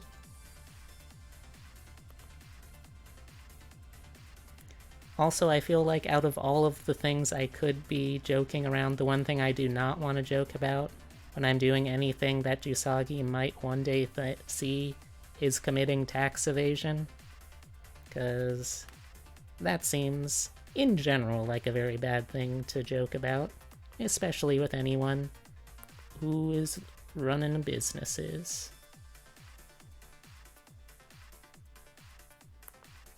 I can save all of my scalding hot socialist economics takes until after I can potentially get hired. I kid. If you are actually listening. If you aren't actually listening, power to the comrades. And if you are lying about listening and you are listening, in fact, I kid.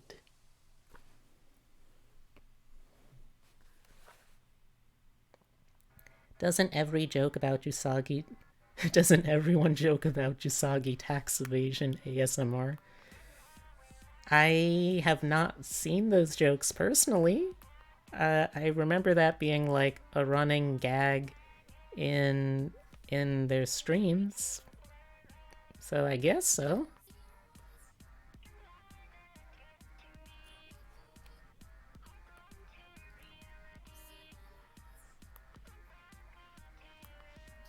Yeah, is this gonna turn into my first three doodle day doodle? I hope not.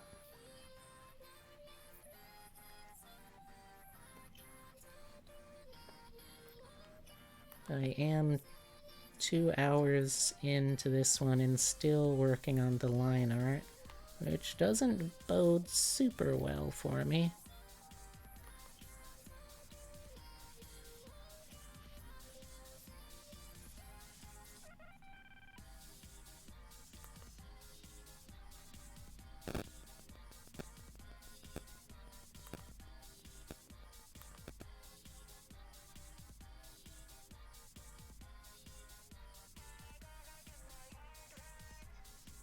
I might not be here if you have to stream tomorrow.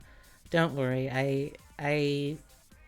if I do have to do this, I think I might just try and do it off stream, because I did kind of want to limit it to no more than 2 streams are taken up by a single doodle, just to be fair to all of the people that I want to doodle. Plus, I also need to consider all the stuff I still need to do for my my own streams this coming weekend, because Chagirl again is gonna be starting that live roleplay group this weekend. Gotta be ready to get all of the stuff that we'll need in order to successfully run. Let's see, how do I want to do that?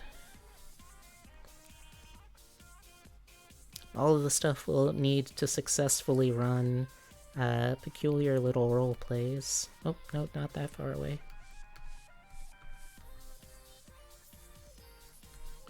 I still need to make the overlay, collate all of the material that I'll need to reference, set up all of the reactive PNGs. There's still a lot I need to do.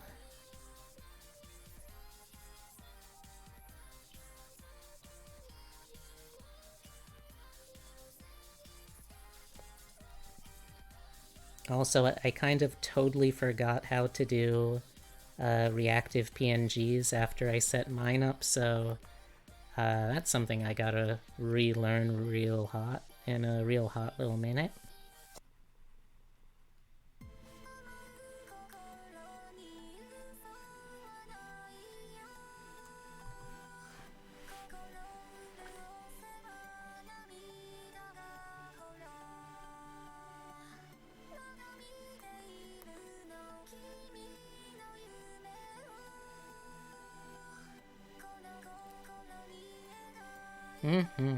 So much to do, and only one little jackalope to do it. I'm not complaining, this is entirely by choice. I'm just saying it's still a lot.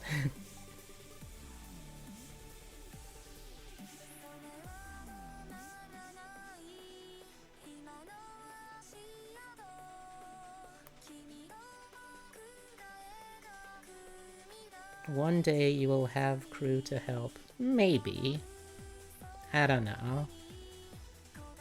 I don't know if I'll ever get big enough that I'll need or be able to, like, merit having people hired by me to do stuff like that.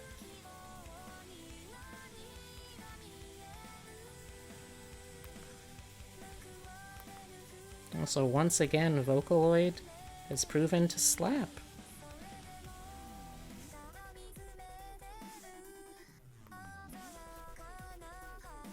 And a ship in water, but then you might get seasick. She'd have to ask for help.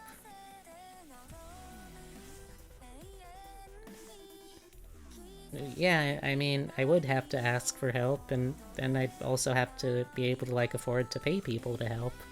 To the best of my knowledge, like, it's been a while since I studied economics, and now that I have to learn all this new stuff about cryptid currencies, I'm really confused. But to the best of my knowledge, isn't that how employment usually works? I ask people to do stuff and then pay them to do it? Don't want to get seasick. I don't like seasick. I don't like being seasick either. It upsets the stomachs.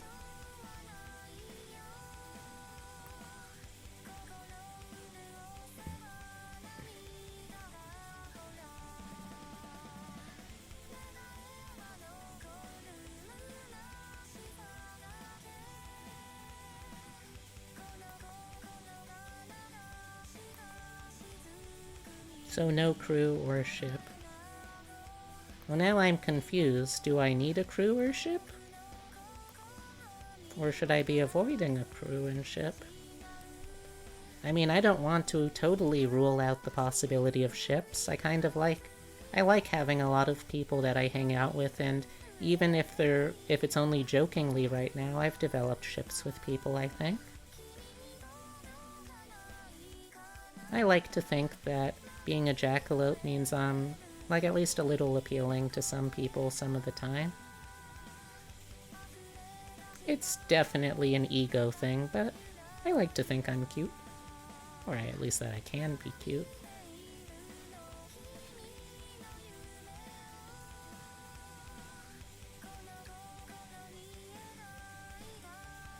But I do get seasick easily. That's true.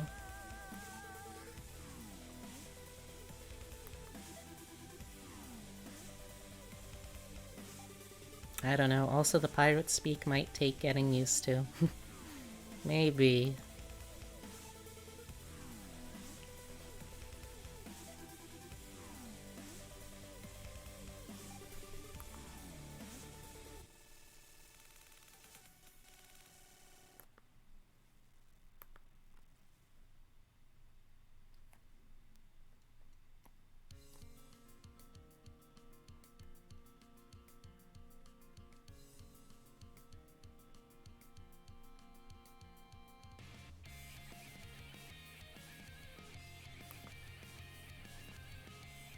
Thank you, EcoSpot.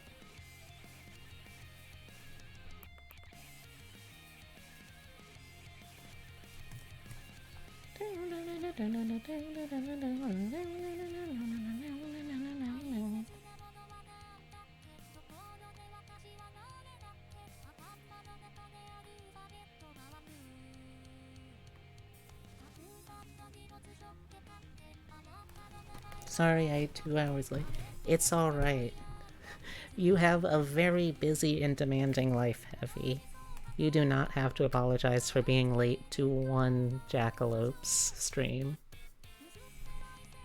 Honestly, you don't have to apologize for being late to anyone's stream ever. You have a life. You have the right to be able to not be able to do some stuff sometimes. It's fine. Okay. Also, you need sleep. Exactly. Okay.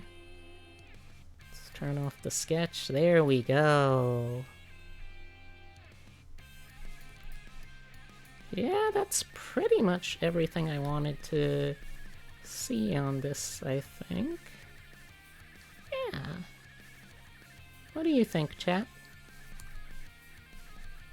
So I'm gonna start color picking.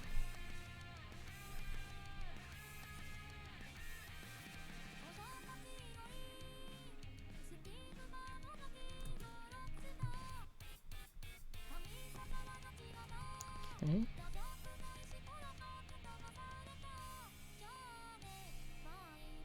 Today we taught the kids about Lincoln. You mean like the president? The human president, Lincoln?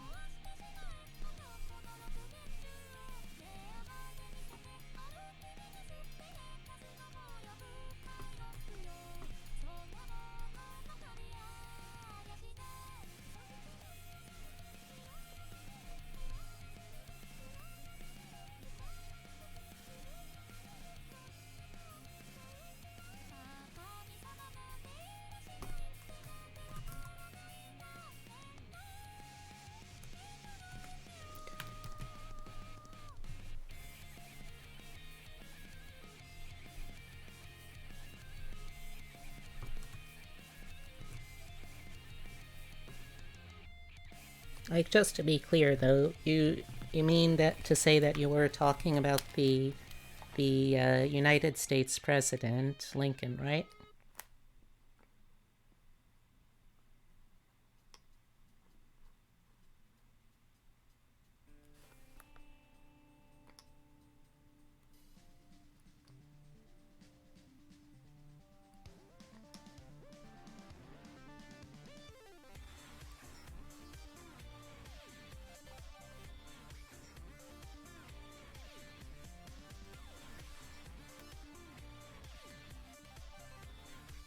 Yes. Most only remembered one president. That one. Oh, I am so sorry, Heavy. I'm so sorry. Ah, yes, the inventor of Lincoln Logs. Of course. What else did he do, really?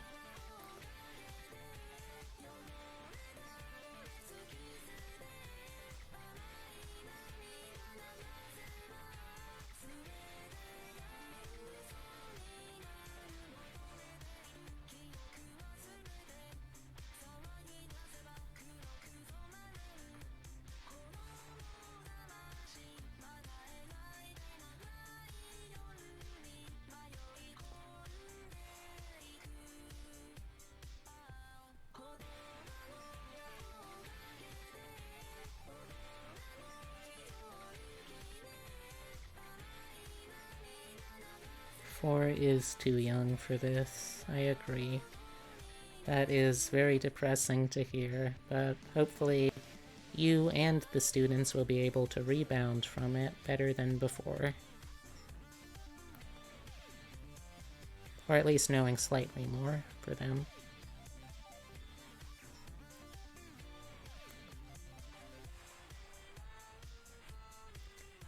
Have you tried teaching them through educational TikToks? I have heard that the human youth of today enjoy the Tik and Talks.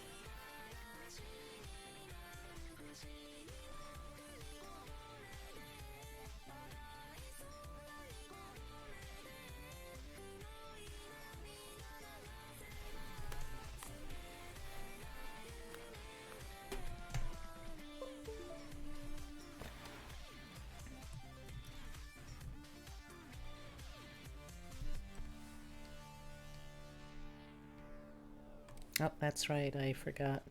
Need to add in the beer. I will not poison my human with that dribble.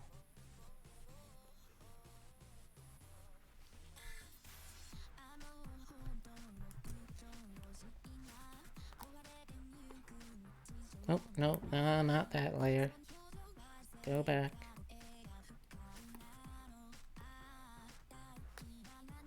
Oh, no. Stop. This layer.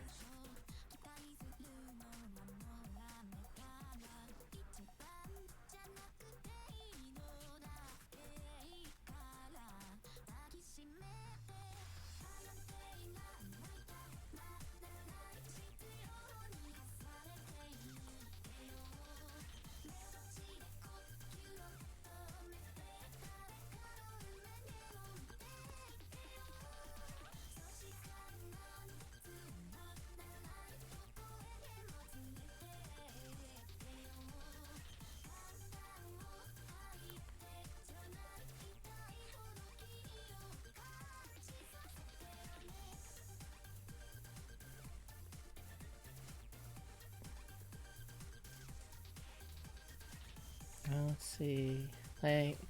Like Jesus, like my first remembered president played the sax, and I was too young to remember any of the scandal. I will not poison my human with any of that true. They had to deal with, oh god. Schoolhouse Rock. How many Schoolhouse Rock? I remember those. This local news station used the term forever home. Okay, what's wrong with the term? I'm confused. Is that not the home that animals go to forever?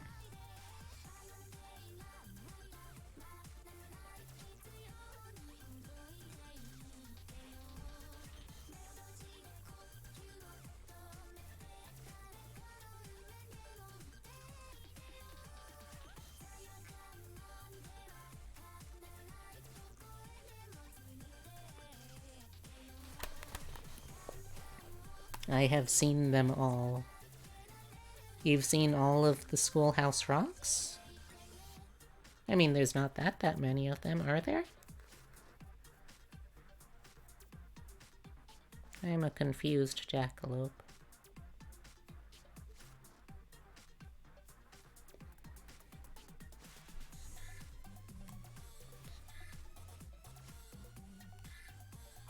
There was, what, like... I want to say, like... Oh yeah, like... Wasn't there something, like, in the order of 3 or 4 seasons?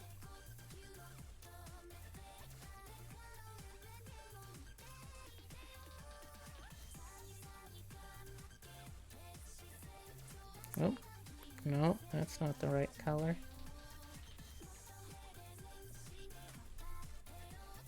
This one that explains super basic computing. Oh, that's cool.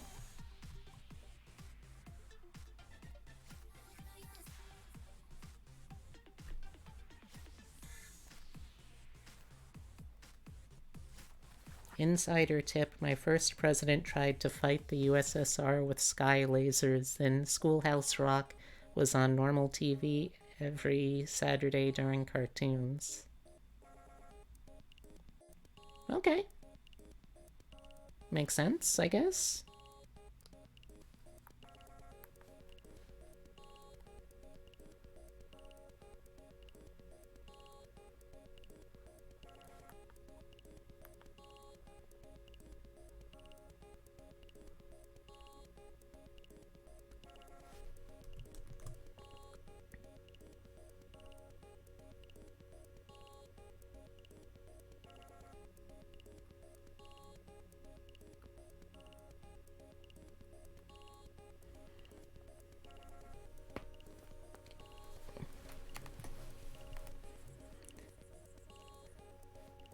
Yeah. Like, I think if we're going by canons, then in the room right now, I think Bridgie is far and away the oldest.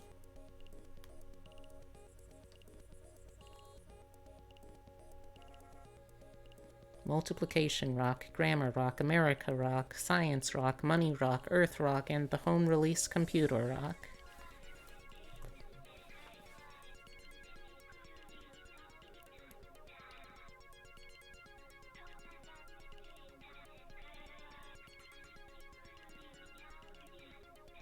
Look, all I know is that I'm just a Bill. And I'm sitting here on Capitol Hill. And I hope to be a law someday.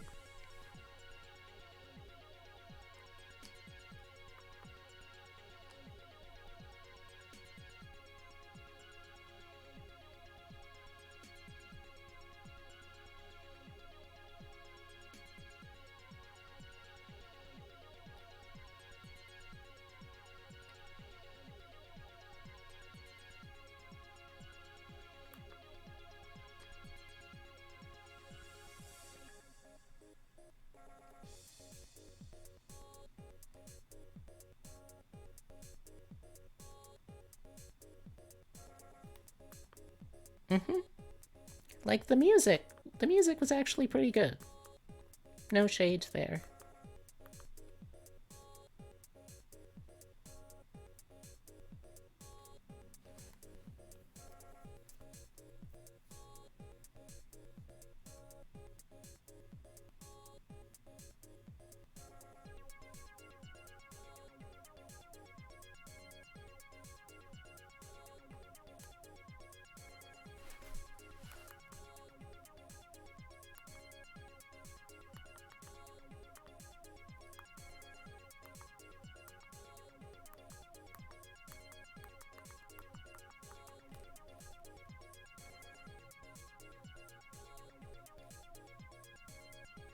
The age before the internet. The age of cartoons selling toys.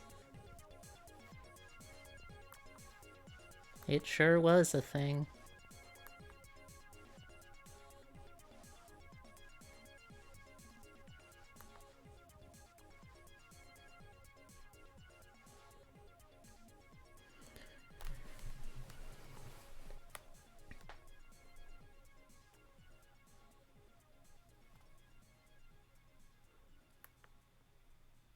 I'm sure it's going to become super obvious in the course of me drawing this, but I don't know how beer as a liquid works. And I don't care enough about beer as a concept to really do that much research.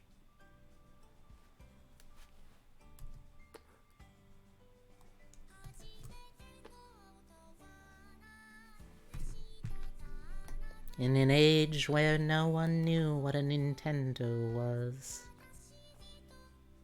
Long, long ago. In the before times. Oh, come on. It's fairly water-like foam. Okay, so that could probably be construed as, like, beer. And then, you know what, let's give it a little bit of foam in this glass, too. That, like, comes out over the top here. No, that looks dumb. Yeah, that works. Okay. Let's get rid of more of the sketch background so I can see a little more clearly what's going on.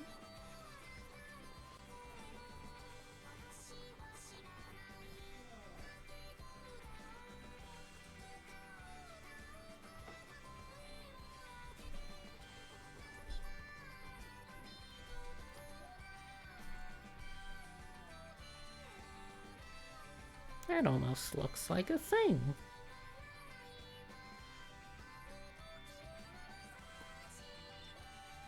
Puts on old robe and staff. The great times of disco and a cell phone that was the size of a large suitcase. Yes, yes, tell us, Heavy the Grey. Tell us of the time before the ring brought terror to the land.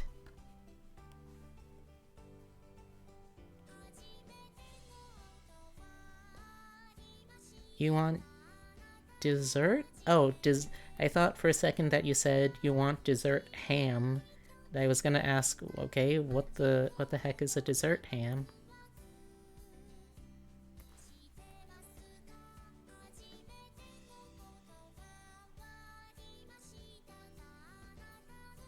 Hmm?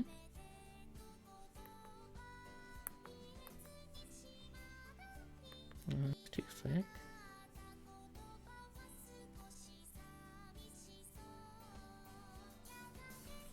Guess who just drew an entire model for Live 2D without saving once? Hem! Save! Save right now, you mad person! You stop talking this instant until you have saved.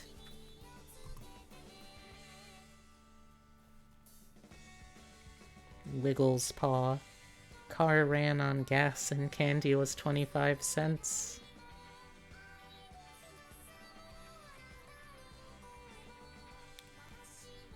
I am concerned. What if that had broken bad? What if your Live 2D model had started making meth? Or, I mean, had gotten corrupted?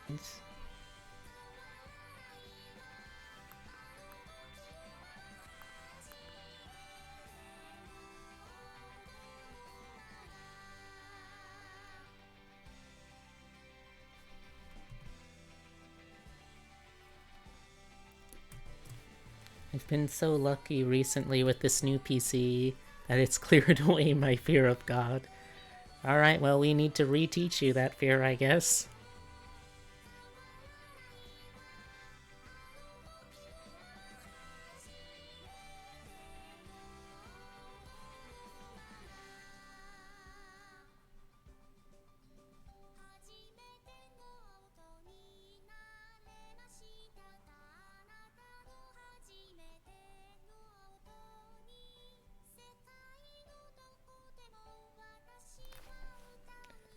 Oh. What is a god to a PC? Hydration break?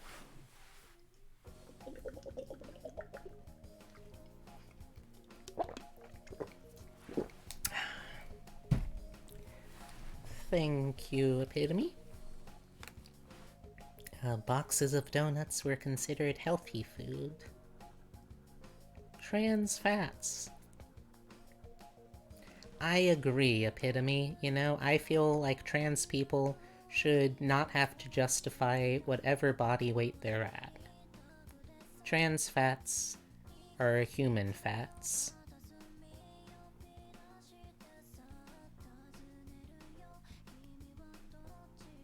Fat's bad. Ignore that sugar's bad. That's dietary 80s. But it wasn't bad. No, it's not bad, but they were anti-fats. I love you, B. Aww. I love you too.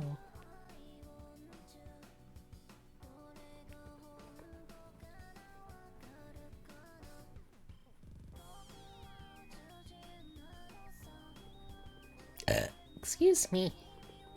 That was a tasty burp. Wholesome.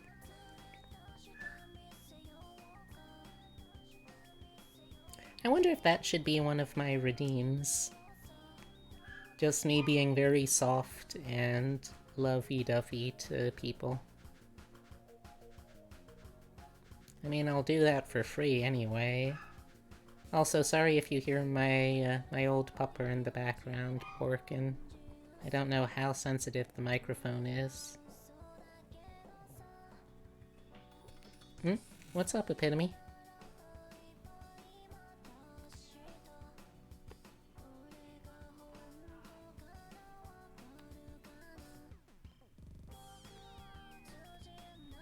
Don't want to get too parasocial. That's true. That's true. That's a very good point, Ham.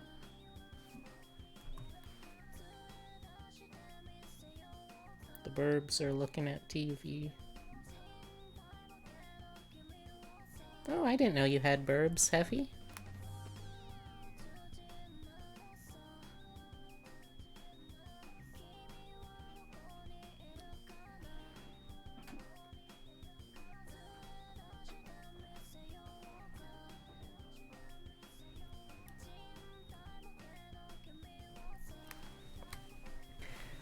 Plus, Heavy has budgy old... Oh, yeah. I remember that now. I've got terrible memory because I have to, like, split it between 3 or 4 different brains. But, yes, I do remember now. You were talking about how they were old lesbians.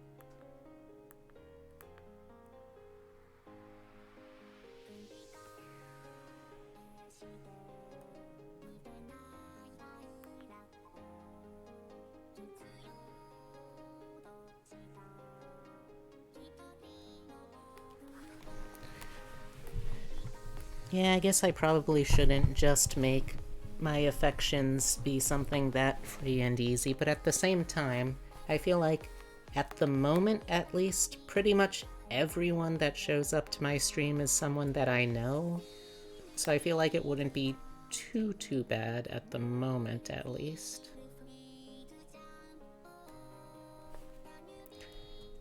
Alright, let's zoom back out. Yeah.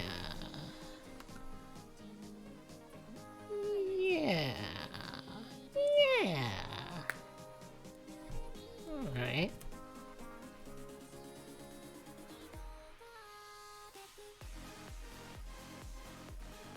Alright, now finally time to do some motherfucking coloring! God, I love doing flat colors. Such an easy part. Let's see, is that the right... Let me make sure. Let's get a couple of samples, actually. Let's get one from there. Like, one from there? Because this looks a little too bright. Yeah, that's a little better. You forgot something?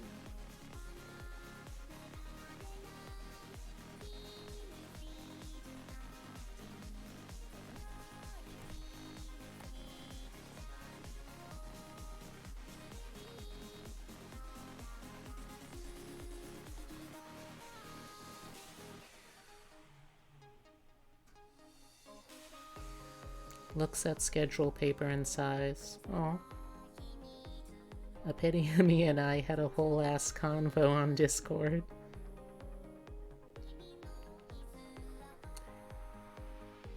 Yeah, that was probably from a time when I had custody of the brain cell.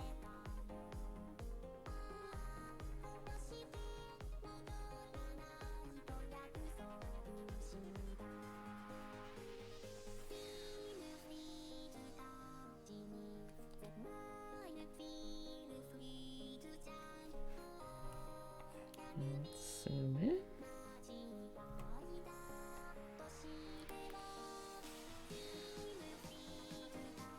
Which is right now. You have custody right now. Yep.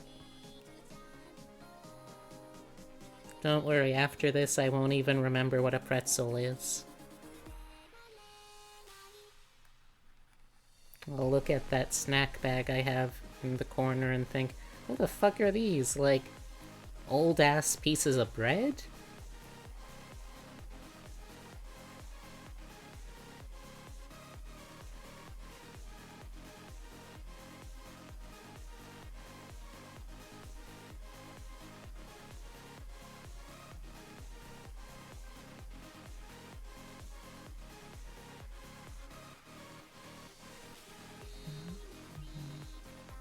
Yeah, twisty-ass old pieces of bread.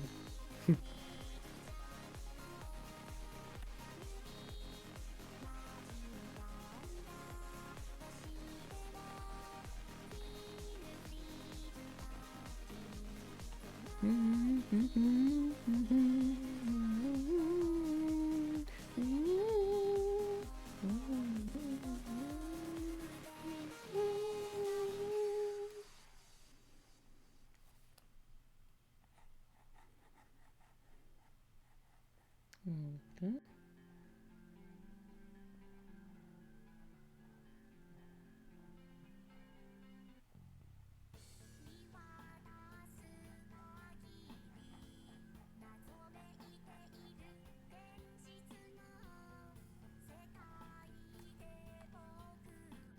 I worry that will happen to me one day.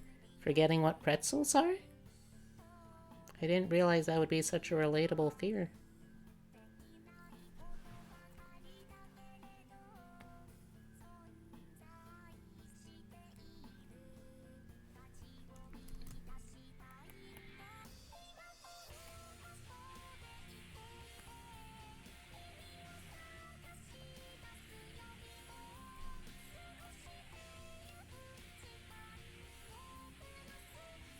Let's try and get a little closer here and here.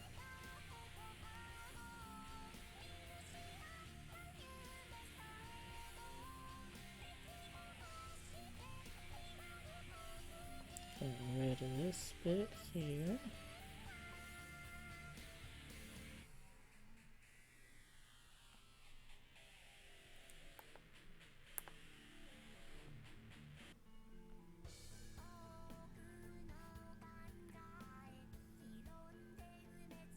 There we go. Quick save.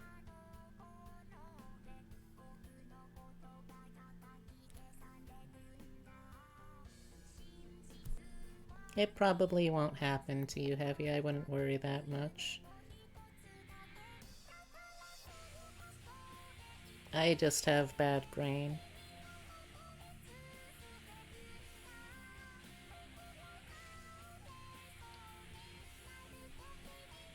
And it is not a good platform for me to use Twitch to talk about my own crippling fears about how my brain works, so I'm not gonna.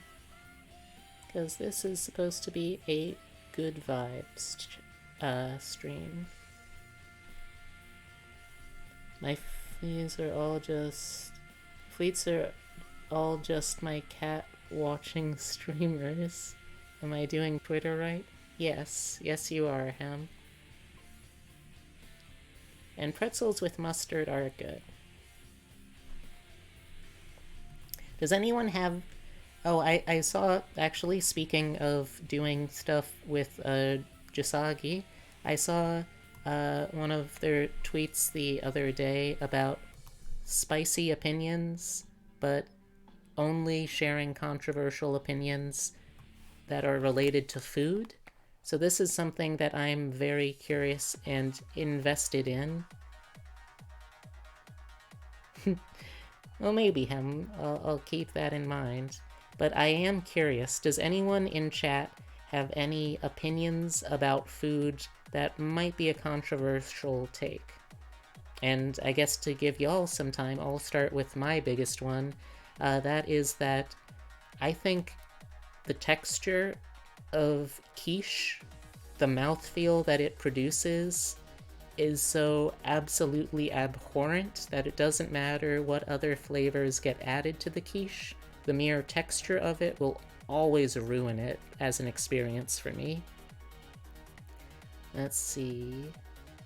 Bridgie's opinion is, I like pizza with Italian sausage and pineapple. I've had pizza with pineapple before. It was alright. I don't see what the big fuss about disliking it is. I've never been super good with sausage just because, like, weird texture things again, but I can respect that. Fuck onions. Yeah, Epitome, you've never really liked onions on their own. It's something I'm still working on you with because, like, aromatics are such a huge part of cooking. Let's see. Coconut offends me. Like, do you mean that aesthetically? Do you mean, like, the flavor, the mouthfeel of coconut, the smell, the sight, on, like, a spiritual level? People who only eat foods with meat in it are cowards that can't cook. True. True. I personally am not really a fan of, like, when vegetarian or vegan foods go out of their way to just try and mimic meat, because I feel like there's so many other better things that you could be doing with all of those ingredients.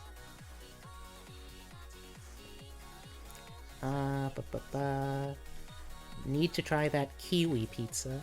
I have not ever tried a kiwi pizza, to be honest. I don't think I ever could either, because I think I might be allergic to kiwis? I'm not totally sure, but I think I'm allergic to them. Let's see. All nuts except cashews are too crunchy. Too crunchy to enjoy in any context? Or just by themselves? I hate meat substitutes, mostly because my body can't tell the difference and I get sick anyway.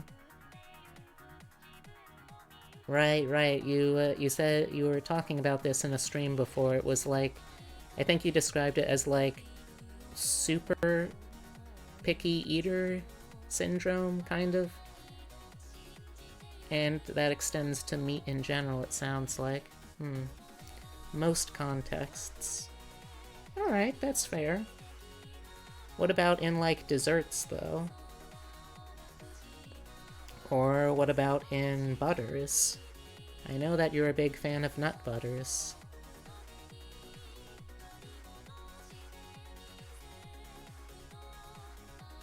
My stomach thinks meat is poison because I couldn't eat it as a kid. Understandable. Bodies are weird and often, in many ways, very dumb. But sometimes our bodies know what's good for us, so we kind of have to give them a little bit of a break, I guess.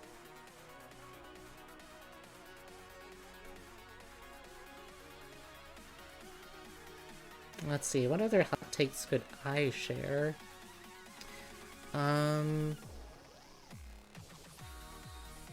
I think it's hard for me to think of a lot of really good, really hot takes because it took me, like, I think honey goes on anything. Well, I mean, honey's a very good sugar substitute, or just like a kind of sweetener in general, so yeah, I can respect that. There's a lot of things you can do with it. Crunchy nut butters are bad, smooth are fine. Agreed. Honey does go on anything. When you are raised by my mama bunny, who makes the chicken soup with feets, you lose want of feet soup. I can imagine that would be kind of traumatizing, Heavy. Your mama bunny is a very... She sounds like a very interesting person. I guess she might scare me a little bit, but in a good way.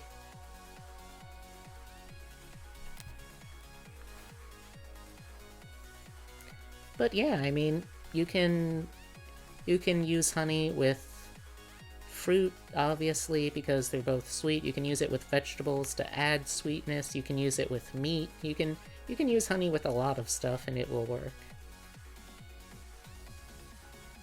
She is an old school island bunny. She sounds intense.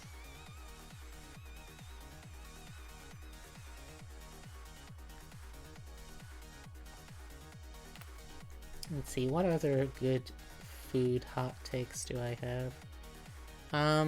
I feel like bacon and sausage to me are really gross feeling mouth foods. Bacon because it just kind of tastes like burn to me. And sausage because the skin always just throws me off from the rest of the texture so badly that I can never, like, bring myself to really finish any kind of, like, sausage or hot dog food.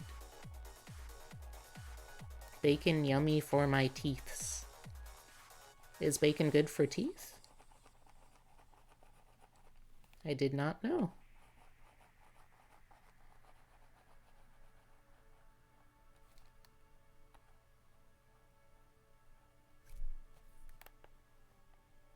What can bacon do that nice smoked salt can't? Nothing. Wait, you can smoke salt? Isn't that bad for your lungs? How does that even work? You have salt that smokes?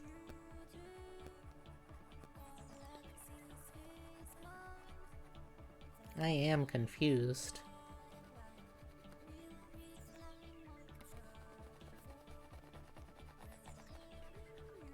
My dad owns a smoker. Okay, I follow so far.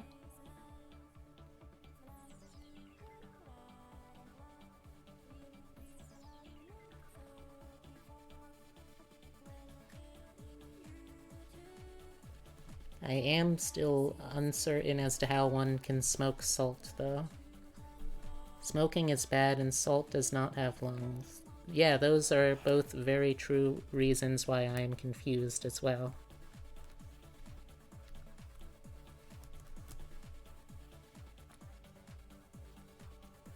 like smoked... Okay, see, like, now I'm even more confused. I am not joking. I have never heard of, like, smoked spices or, like, smoked salt. I imagine there must be, like, smoked pepper too, then? How does... I'm serious, like, I don't understand how you can smoke salt. It's food with a smoky flavor. Like, I understand that much, but, like, how do you smoke salt just on its own? You put it in a contained environment with wood chips. Okay. Then what? And light a fire. Okay.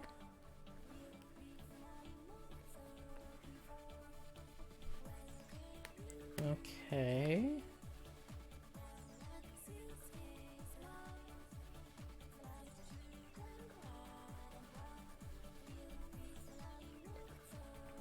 So, what's the difference between you just let shit sit in smoke, and it make it yummy? So like smoke being absorbed by people, bad. Smoke being absorbed by clothing, stinky. Smoke being absorbed by furniture, miserable. But smoke in all food make good?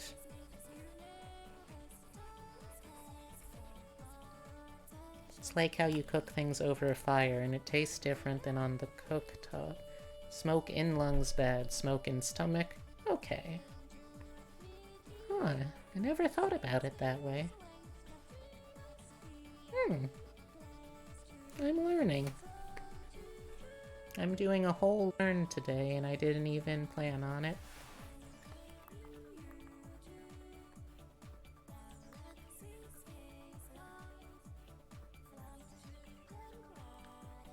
Tummy get gassy with smoke in tummy. Yeah, see, that's what I would have imagined would happen with smoke. But apparently smoke in tummy not always bad.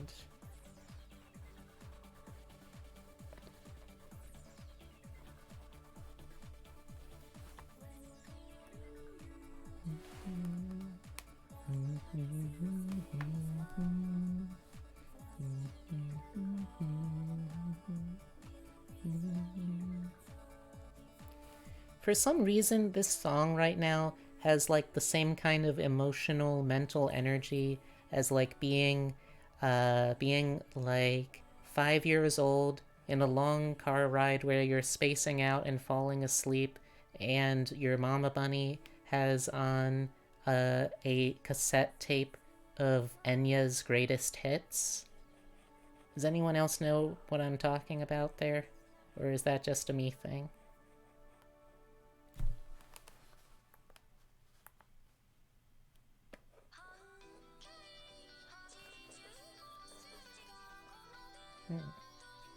It does have sleepy vibes, yeah.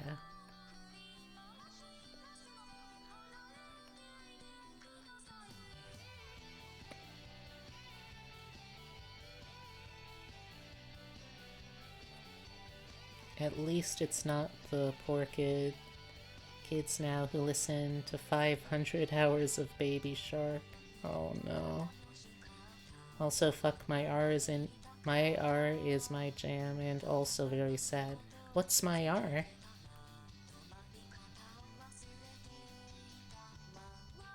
Is that like my L? Because I know my L always makes me sad. Or my B, that also makes me sad. I have 2 dogs fighting for my attention. This song, the song that we're listening to right now,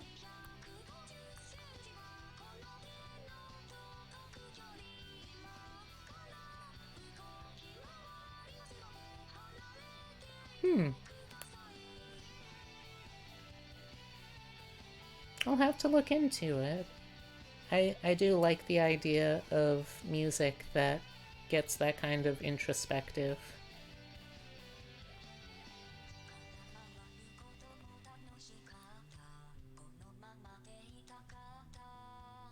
Also, congratulations, Epitome. Lucky you, getting 2 whole dogs fighting for your attention.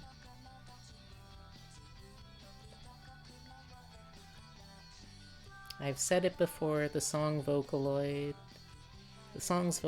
have 2 meanings.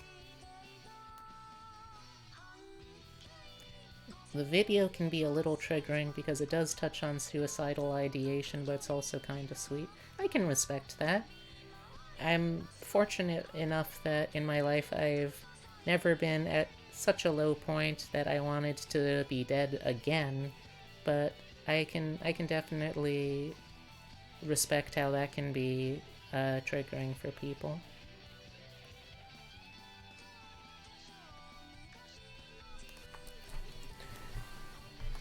Alright, let's zoom out again to check on this.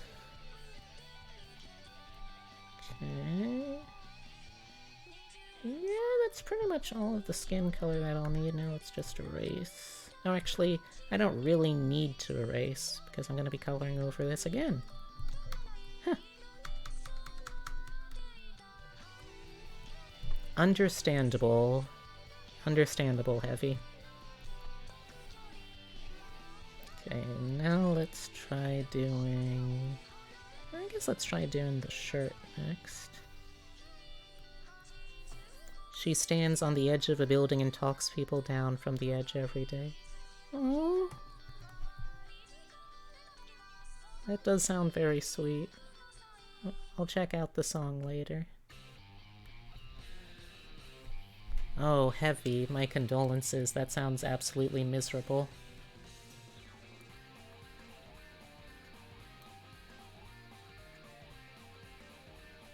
I also love that we're going from that song right into what sounds like an electric swing song. Thank you, EthosSpot.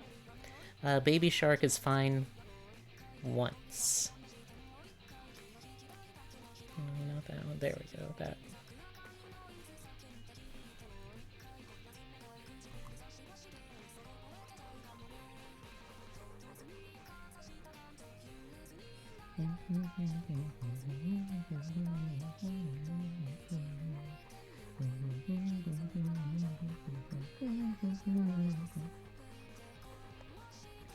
I still don't think I'm gonna quite finish this one today, but I'm gonna get pretty close at least.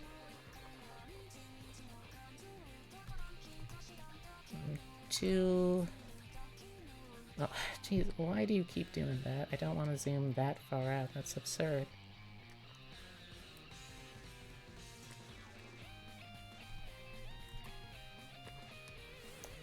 There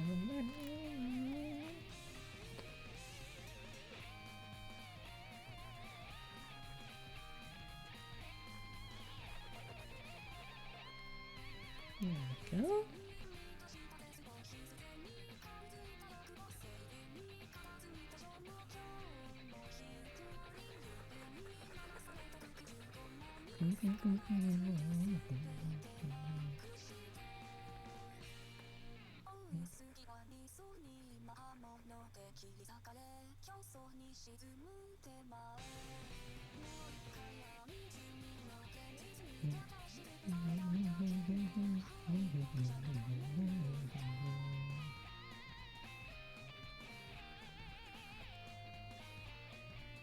I also do feel bad because doing the Wednesday time slot means that I'm never able to really, like, fully watch and appreciate Spira's interview streams live. Which kinda sucks. Hopefully when I get a better setup, I'll be able to, at the very least, watch her stream in the background.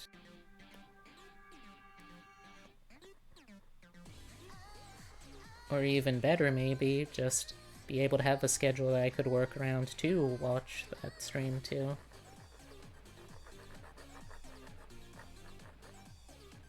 Slept like a log. Hey foes! Welcome, welcome, welcome. Also good for you! A good night's sleep is hard to find. I've been trying to find that slippery bastard for like 15 years, maybe? You slept like a human? Lucky, lucky.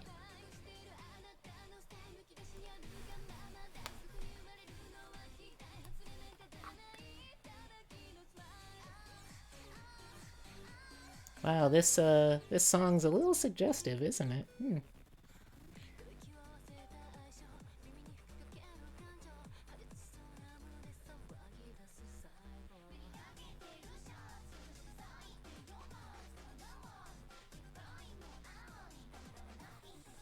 This song sounds like you when you... Hey, my stretches aren't that suggestive, are they? Hey B, I want to cosplay Merle now. You mean Merle Hightower? Or, not Hightower, Highchurch? What was his name, I think? Merle Highchurch? Yeah, Merle Highchurch. Maybe. That's probably the full name. I know this is something that you've talked about before, but, what brings it up? I mean, I'm fine with it either way. That's a totally decent cosplay goal.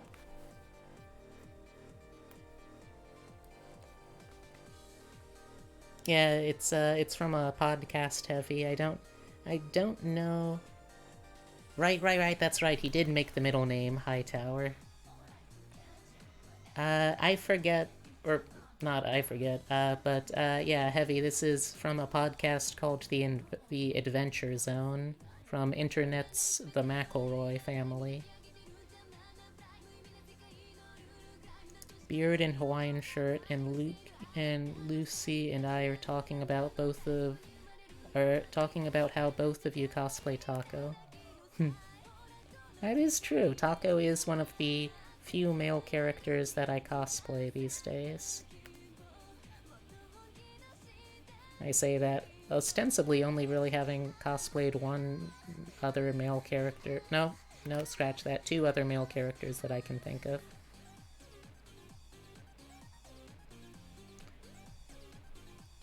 Also, I take offense to that.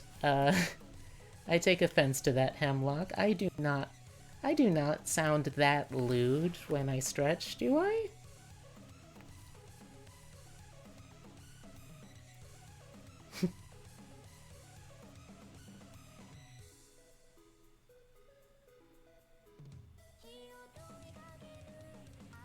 It's fairly lewd?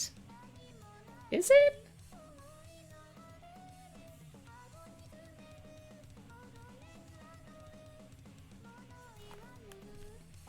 I do miss conventions, but I don't miss crowds. Yeah, I can relate to that. I kind of enjoy crowds, too. Though, to be honest, but I understand because I know where your issues come from. Why did you think I said your redeems are acting and moaning? Okay. I see how it's gonna be, huh? Is this like an intervention all of a sudden? But yeah, I mean, I didn't think I was making noises that were that lewd. I was just making noises that I actually make when I stretch.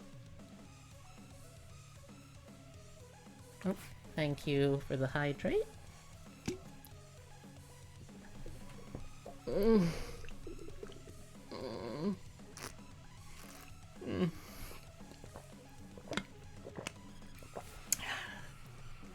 Thank you for the hydrate. You can stretch however you want, BB. It's your stream. Wait, what's that phrase for, Ham?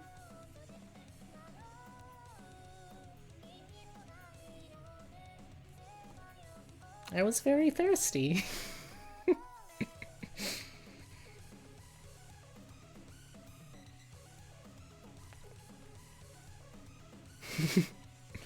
I don't know what you mean, Smile. I'm always say so. Smile. Oh, Nia's a terrible influence for me.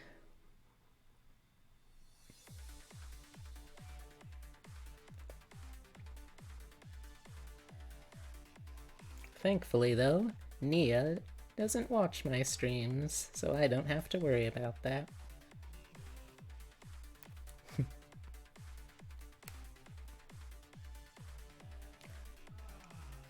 Hey, I am a sex-indifferent asexual.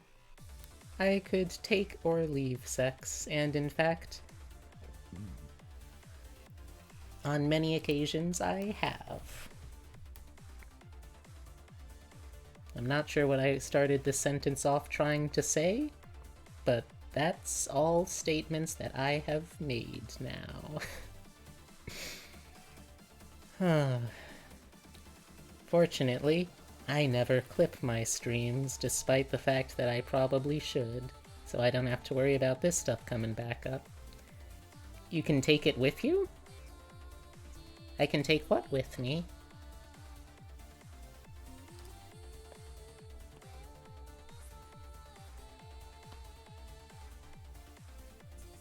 Oh, take or leave sex, I get it. Yes. My involvement in sex is purely opt-in, opt-out, and I don't really opt in. I do, however... Well, I don't have to say some of the stuff that I do, because this is supposed to be at least a ostensibly kind of maybe say-so. Well, no, not really. Kind of a maybe not too mature stream. Like, I ain't about to become a lewd tuber, for instance.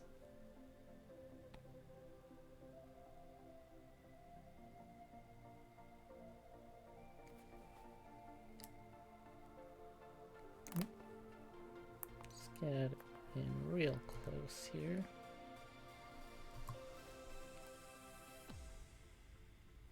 But I haven't checked in yet with you foes, so how was your day? I know, I am trying my best to be less lewd. I'm trying to make my own channel point redeems kind of irrelevant.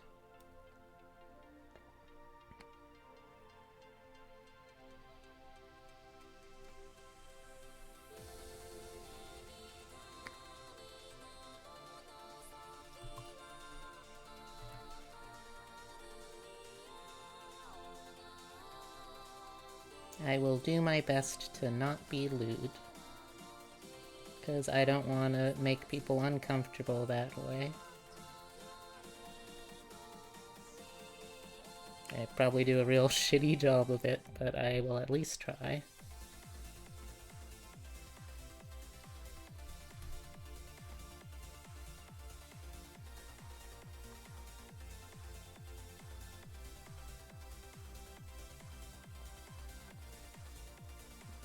No cascade effects. Fortunately, no.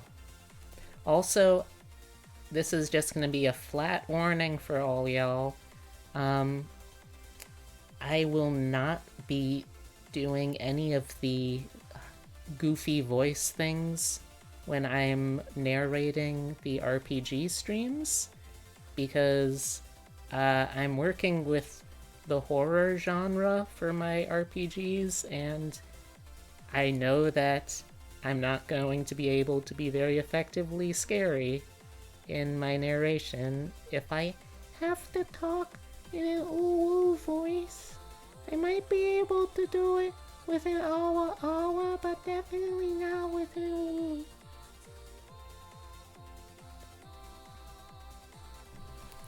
Yeah, but like, After last night. Ooh woo while killing my character. Well, yeah, but like after last night, I think some of you proved that you can't be trusted with too much uwu.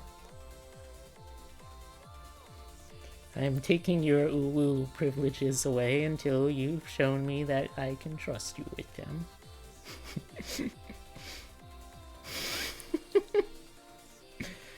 I can't even take myself seriously sometimes. By which I mean all of the time. I'm kind of a joke. I'm what the kids call a joke.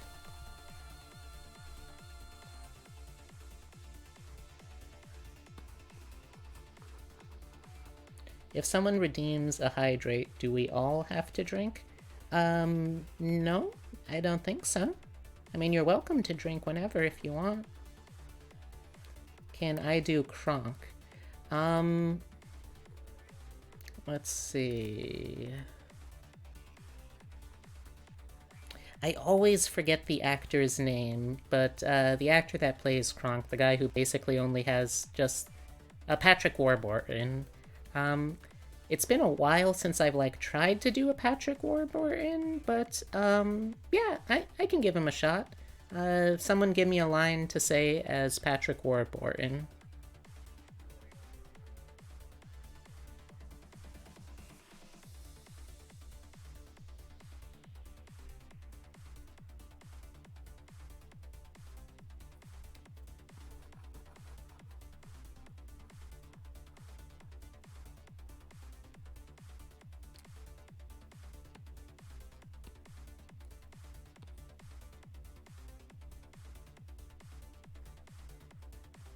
I'm a little worried now that I've said that and I haven't seen anyone else talking about stuff. I'm worried that you're trying to find some kind of line in particular to read.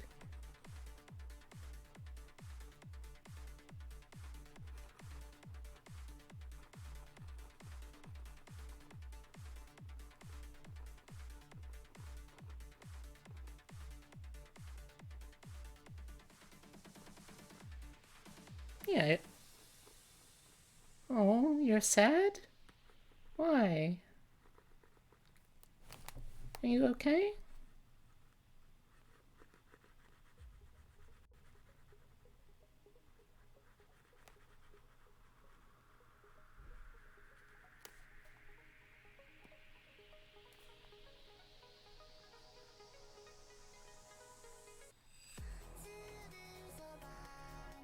I missed Uwu yesterday because of sleep. Oh. Well, it's alright. I'm still gonna be keeping Uwu around for the normal streams like this, and if people show me that I can trust them with it, I might bring it around for the roleplay streams eventually. Maybe. Uwu is a privilege from me, not a right. My Uwu is one that, it is a luxury that not all can appreciate the taste of. But that you have to be able to really pay for. You could let people assign a Woo voice to certain NPCs. Yes, that I technically could. And I watch VOD when I can if I don't pass out again. Sleep very comfortable and I tend to want to sleep much. It's alright, Heavy. I understand that. You've got a very busy, demanding life. You deserve to be able to sleep when you want to. And yes, I will say, if it is appropriate for a character, and that can certainly be influenced by what kind of name people buy for the NPCs that show up, I could potentially use Uwu voice or any of the other voices for a character. I think that's reasonable-ish.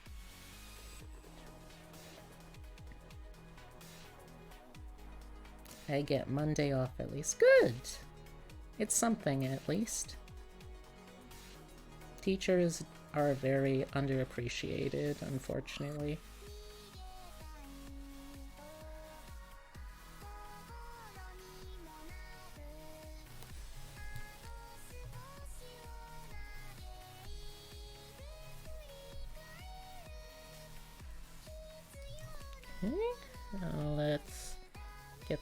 tie, which is pretty much the same colors as the bow, so that saves me a little bit of time.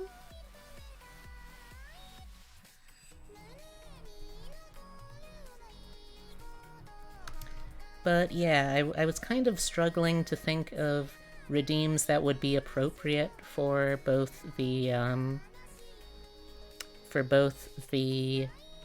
or actually just redeems in general that would be appropriate for the, role-playing days. Does anyone have any suggestions of things that they would like to see for, like, roleplay stream redeems?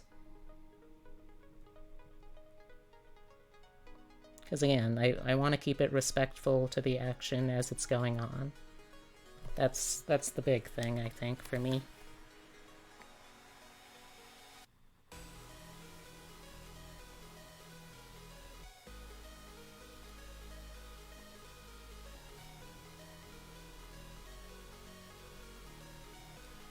I'm also very worried because I still haven't forgotten that I agreed to say something in a Patrick Warburton voice, and that isn't something anyone's redeemed yet.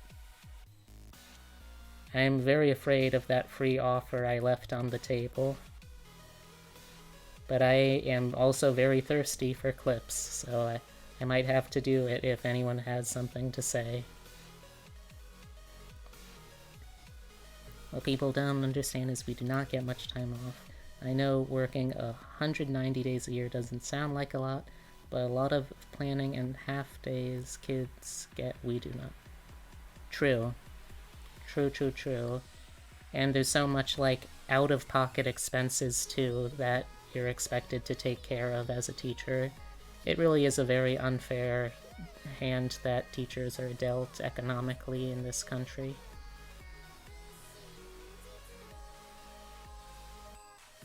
Well, in this American country, at least. Oh, I see a quote. Alright. Let me open this quote from Taz. Oh, I recognize where this quote is going. This is gonna be interesting. Okay, it's loading up the page. I'll have to temporarily mute the radio. Come on. Come on, radio.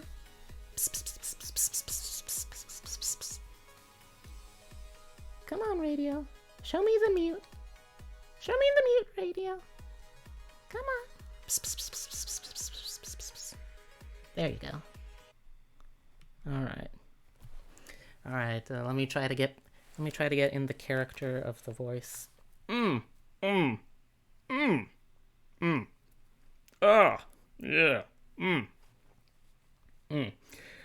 You know, not everything has to be a joke. Sometimes you just gotta be honest. Sometimes, okay. You know, not everything has to be a joke. Sometimes you just be honest about your feelings, and that's how I see myself, you know?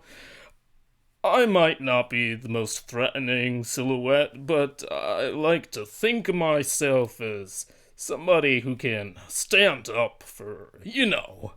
It doesn't always have to be goof, dildo machines all over here, okay? I'm traveling around with the boner squad, and I never get to just say what I'm feeling. I have emotions. It's not all abraca, fuck you, and what have you. I have a beating heart. I'm multi-dimensional. I'm a fully realized creation. Fuck. It has been about I want to say about over a decade. Yeah, probably about a decade since I have tried to do anything approaching a Patrick Warburton voice. So I hope that was something for all of you, or at least some of you. At least one of you, maybe? I don't know, that's probably demanding too much. Alright, let's turn the radio back on.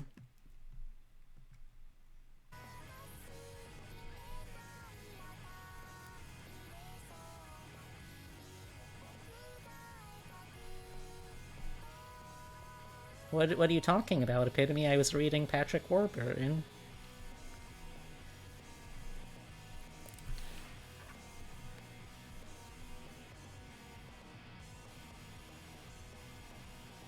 I hope you're happy with yourself, chat.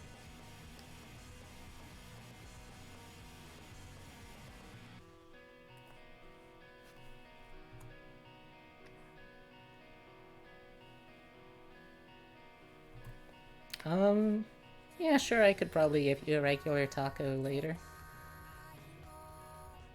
And that's very good, Hem. I wish I had that kind of mental health some days.